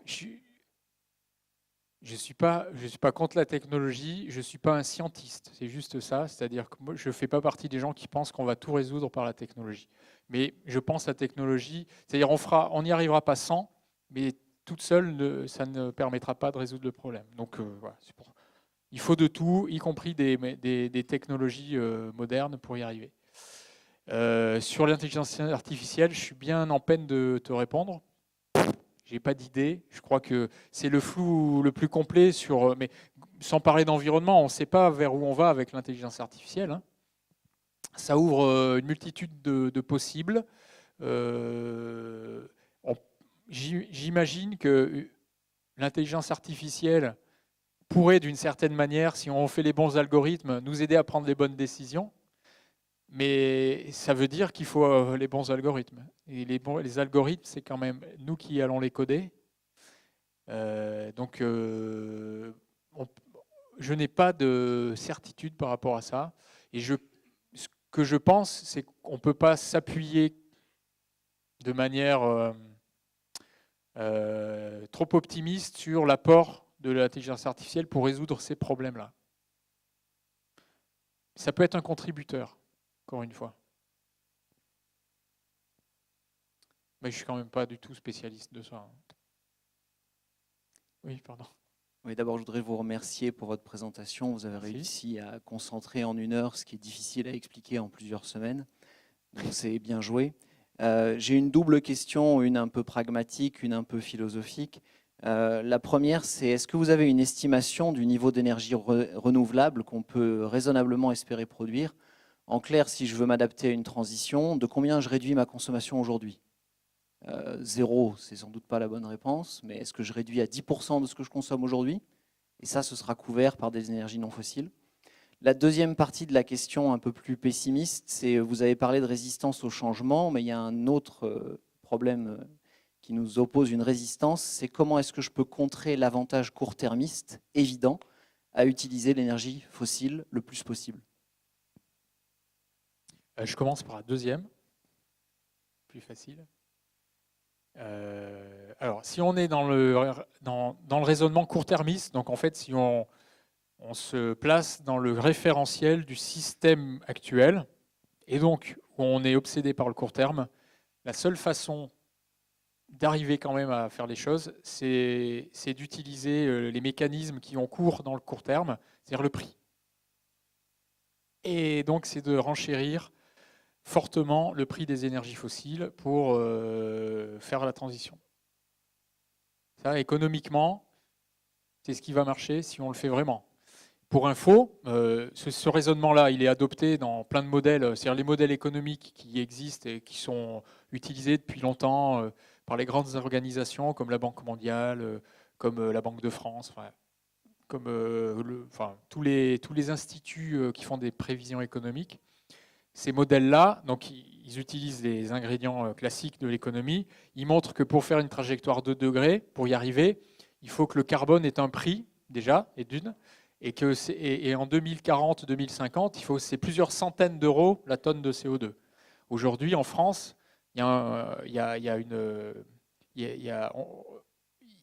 une controverse très forte, pour ne pas dire plus, et c'est un peu léger, mais il y a une controverse très forte sur la fiscalité des carburants, à cause notamment du carbone, et on est à 40 $ la tonne. Là, je vous parle de 10 fois plus cher pour arriver à faire la transition. Si on a les mêmes mécanismes qu'aujourd'hui, la même logique économique. Bon, voilà, ça dit tout quelque part.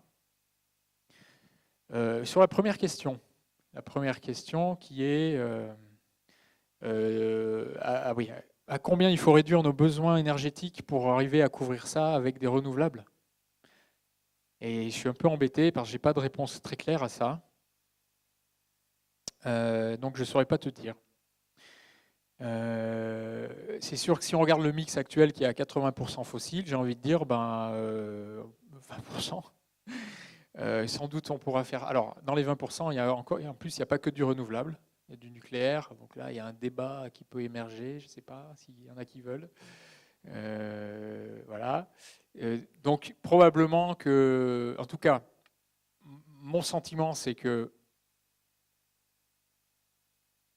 on peut attendre beaucoup de choses de la technologie, mais probablement que pour arriver à ces niveaux de décarbonation, il va falloir réduire notre consommation au sens large et réduire nos besoins. Et probablement que l'ordre de grandeur qu'il faut viser, c'est 2 fois moins, quoi. Mais 2 fois moins, ça se traduit comment après aller moins au supermarché, enfin acheter moins de choses, utiliser des choses, enfin essayer de garder les... faire durer nos produits plus longtemps, c'est donc réfléchir à sa mobilité. Si tu veux, ce qu'il faut diviser par 2, c'est les flux. Mais après, c'est pas parce qu'on divise par 2 les flux qu'on a 2 fois moins de services. Typiquement, vous avez le même service si vous faites du covoiturage pour aller d'un point A à un point B, mais vous avez réduit les flux par 2.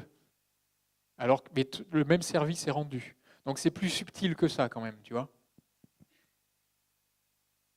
Mais probablement qu'il ne faut pas se bercer d'illusions. C'est-à-dire que le mode de vie qu'on connaît, rigoureusement identique, non, je ne le vois pas. Je ne pense pas. Nos enfants ne vont pas... Alors, en tout cas, on peut essayer de pousser la logique jusqu'au bout, et puis à un moment, ça va craquer. Et puis, en général, quand ça craque, ça ne se passe pas bien. Bonjour. C'est vous ? Oui, c'est moi. Bonjour. Qu'est-ce que vous pensez justement de l'énergie nucléaire ? Ok. Pas de problème. Alors, je vais commencer en disant que ce que je regrette un peu en France, à chaque fois qu'on parle d'énergie, c'est qu'on ramène tout au débat pro ou contre nucléaire. Et là, je ne voulais pas montrer, parce qu'il fallait faire court, mais en France, l'électricité, c'est 25% de notre énergie. 75%, ce n'est pas de l'électricité. Et donc, à chaque fois, ça m'emmerde quand j'entends on va parler d'énergie, et puis qu'à chaque fois, on parle que de nucléaire. En fait. Et je me dis, mais on loupe 75% du sujet. C'est quand même con. Mais je vais quand même répondre à la question. Moi, je ne suis pas contre. Je suis pour une diversification des moyens de production. Donc, je suis favorable à ce qu'on réduise la part du nucléaire en France. Et je trouve, par contre, que vu les enjeux et vu les efforts qu'il faut faire pour arriver à décarboner rapidement, en 30 ans, à décarboner presque complètement notre système énergétique, je me dis que c'est déjà très compliqué avec ce dont on dispose aujourd'hui et que ça devient impossible si on se prive d'un truc décarboné comme le nucléaire. Mais après, je ne suis pas choqué à l'idée de dire on en met moins, on développe des renouvelables parce que ça a d'autres vertus importantes, notamment quand c'est fait à l'échelle locale. Les renouvelables, ce que je trouve très fort, quand c'est les citoyens qui s'en emparent, c'est que c'est peut-être pas moins carboné que le nucléaire, on va dire que les deux sont décarbonés. Par contre, l'avantage, c'est qu'ils se réapproprient la question de l'énergie, ils se reposent des questions sur leur consommation d'énergie, ils comprennent mieux ce que ça représente, C'est-à-dire ils voient qu'en produisant avec leurs panneaux, avec leur éolienne, que sais-je, ils se rendent compte que c'est quelque chose qui a une richesse immense, qu'on a beaucoup négligée ou dont on ne se rend pas compte. Et dans ces cas-là, ils ont un rapport à l'énergie qui est plus sain, je trouve. Ils voient bien la valeur que ça a. Et du coup, ils font plus attention dans leur consommation derrière. Donc je trouve que c'est plus sain par rapport justement à toutes les questions qu'on peut se poser par rapport à nos besoins. Donc je trouve que c'est très important. C'est pour ça qu'à mon avis, c'est important que aussi on rééquilibre un peu mieux entre le nucléaire et les renouvelables. Mais je crois que c'est une erreur de sortir complètement. Alors après, je sais qu'on a tous des paradoxes, hein, on est tous un peu schizophrènes, il ne faut pas croire, hein, moi comme les autres, parce que si après-demain, il y a la centrale de Golfech qui a un problème, et je serai quand même le premier à être hyper dégoûté et avoir peur pour mes enfants, quoi. Donc tant que tout va bien, je ne suis pas contre. Après, rationnellement, objectivement, il y a eu quelques gros incidents dans l'histoire de l'électronucléaire. Il y en a eu au moins 3, Tchernobyl, Fukushima, puis 3 Mile Island. Mais globalement, froidement, je trouve que c'est moins grave que tout ce qu'on cause avec les centrales au charbon, typiquement. Donc, je pense qu'il faut le garder et faire un mix raisonnable avec du nucléaire, des renouvelables. Mais s'en priver totalement, je pense que c'est une bêtise. Et je suis sûr qu'il y a des gens qui ne sont pas d'accord et je peux l'entendre. On s'approche de la fin. Stéphane, est-ce que tu es OK pour qu'on prenne 2 questions supplémentaires? Oui, moi j'ai pas de problème, j'ai encore un peu de temps. OK, perso, super. oui. Deux, du coup, c'est une là et une autre là-bas. Bien, merci. Juste, j'avais une remarque justement pour continuer sur le nucléaire. Ici, pardon. Vous avez parlé tout à l'heure, en fait, la différence de gain en termes d'émissions de gaz à effet de serre, de faire des véhicules électriques à hydrogène ou électriques, enfin, en France ou en Allemagne. Et actuellement, enfin, à part la France et un petit peu les États-Unis, les autres pays dans le monde, en fait, utilisent surtout du charbon et du gaz pour produire de l'électricité. Et du coup, est-ce qu'il est envisagé dans ces pays-là donc de construire des centrales nucléaires pour faire une électricité décarbonée et de passer à des véhicules électriques, enfin, décarbonés? Donc ça, c'est la première question. Et la deuxième, c'est, j'ai entendu Nicolas Meillan il y a quelques jours, donc qui fait partie de l'ASPO, que je connais. Voilà, sur un plateau télé, annoncer que pour eux, à l'ASPO, on pourrait rencontrer un déficit, enfin une pénurie de pétrole avant 2025. Donc en fait une demande trop forte par rapport à ce que propose la production. Et du coup, est-ce que c'est pas ce choc-là qui pourra en fait entraîner, déjà d'une part peut-être l'effondrement, mais sans aller jusqu'à un effondrement, un choc en fait dans nos sociétés qui entraîneront un changement. Ouais. Alors l'électromobilité, elle est pertinente quand l'électricité, en gros, quand le kilowattheure électrique est produit à moins de 500 grammes de CO2 par kilowattheure. Il y a pas mal de pays dans le monde où c'est le cas. Il y en a vraiment pas mal. Alors il y a des mauvais élèves, évidemment. L'Allemagne, elle est à peu près à 500. Donc en Allemagne, on va dire que c'est tangent en Allemagne. C'est pas pire de rouler en électrique qu'en thermique, c'est un tout petit peu mieux. Un tout petit peu mieux. Après, en Pologne, ça ne va pas être le cas. En Pologne, c'est vraiment beaucoup trop carboné pour que ça soit vertueux. La moyenne européenne, elle est autour de 400 grammes. En moyenne, en Europe, ça a plus de sens de rouler à l'électrique que de rouler au thermique. Et dans le monde, le plus gros producteur de véhicules électriques, c'est la Chine. Et en Chine, aujourd'hui, c'est pas terrible de rouler. Enfin, c'est très bien pour la pollution de l'air. Ils ont des gros soucis de pollution de l'air. Donc, de ce point de vue-là, c'est quand même très bien qu'ils favorisent l'électrification du parc. Par contre, sur le CO2, ça ne résout rien. On est d'accord. À ce stade. Ensuite, dans les pays où l'électricité est très carbonée, vous avez en fonction des pays, vous avez des politiques publiques qui sont très différentes. Il y a des pays qui sont assez réticents à faire plus de renouvelables, comme l'Australie par exemple. Il y a des pays où c'est ambigu, les US, il y a beaucoup de renouvelables qui se font, ça dépend des États. Et puis il y a d'autres qui sont encore très fossiles. La Chine, elle est très paradoxale. C'est le pays où il y a le plus de capacités renouvelables qui s'installent, vraiment avec des taux de croissance terribles, là où il y a du nucléaire aussi qui se développe. Et par ailleurs, ils continuent à ouvrir des centrales au charbon. Alors ils ferment des anciennes, ils rouvrent de nouvelles qui sont un peu plus, on va dire, plus efficaces. Donc ils utilisent un peu moins de charbon. Mais bon, c'est pas suffisant. Donc ça dépend vraiment des pays. Mais globalement, c'est sûr que si on veut décarboner la mobilité, avec de l'électrification, il faut décarboner l'électricité. Si on ne le fait pas, la voiture électrique, elle aura du sens dans un certain nombre de pays et pas dans d'autres. C'est un peu con, ce serait dommage. Mais en tout cas, c'est ce qui se passe aujourd'hui. Par contre, ne croyez pas qu'il faut être comme en France pour que ça soit vertueux. Même dans un pays comme l'Espagne, où on est autour de 400 grammes de CO2, je crois, c'est bien. Enfin, il y a quand même pas mal de pays où c'est quand même mieux que rouler au thermique. En cycle de vie. Et on n'en a pas parlé, mais la pollution locale dans les villes, c'est quand même un sujet sanitaire majeur. Et alors là, vous avez juste, c'est le jour et la nuit entre un véhicule thermique et un véhicule électrique. Il ne faut pas l'oublier. Une autre question, je crois, dernière. Non, il n'y a pas de dernière. Et par rapport au pic pétrolier? Oh, pardon, pic pétrolier, j'ai oublié. Ok. Alors, moi, je suis chez Aspo France aussi, mais je suis moins actif que Nicolas Meillan, qui est beaucoup plus présent. Mais je suis tout ça depuis depuis longtemps, depuis 10 ans, et plus même.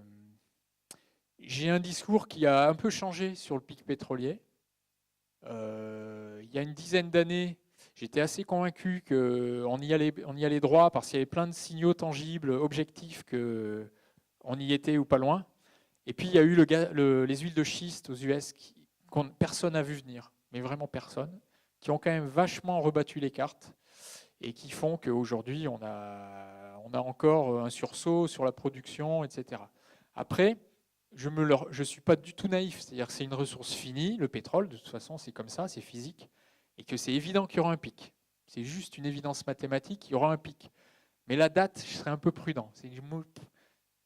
À Aspo France, ils peuvent penser 2025. J'en sais rien du tout. Je sais, nous, on le vivra. C'est-à-dire, là, ce dont je suis sûr, c'est que ça ne va pas durer jusqu'à 2100. Hein. Donc, nous tous, là, on connaîtra le pic de production. Et quand il y aura le pic de production, on se demandera si ce n'est pas un pic de la demande. Parce que, en fait, les deux vont aller ensemble, en fait. Si la quantité de pétrole diminue, ben, on va consommer moins. Donc, on va aussi voir nos usages liés au pétrole diminuer. Donc on sera tenté de dire, en fait c'est la demande qui diminue, c'est pas la production. On verra bien. Mais vu les enjeux qu'on a, il ne faut pas attendre juste que la quantité de pétrole diminue, quoi. Parce que derrière, il y a encore plein de charbon, il y a encore plein de gaz, et que les quantités de pétrole qu'on connaît aujourd'hui, on sait où elles sont, il faut les laisser sous terre. Tu vois. Ça, c'est un enjeu géopolitique qui est majeur. Il faut accepter de ne pas aller chercher une ressource, quelque chose qu'on n'a jamais fait dans l'histoire de l'homme. Ça. On sait qu'il y a un truc qui est bien pratique et on s'interdit d'aller le chercher. Ça, on n'a jamais réussi à le faire. Et bien, si on veut tenir le 2 degrés, il faut le faire. Il faut se dire, 2/3 du pétrole, on sait où il est, on n'y va pas. Pareil pour le gaz, le charbon, 90% on le laisse. Donc même indépendamment du pic, il y a quand même un changement de logiciel à opérer, quoi.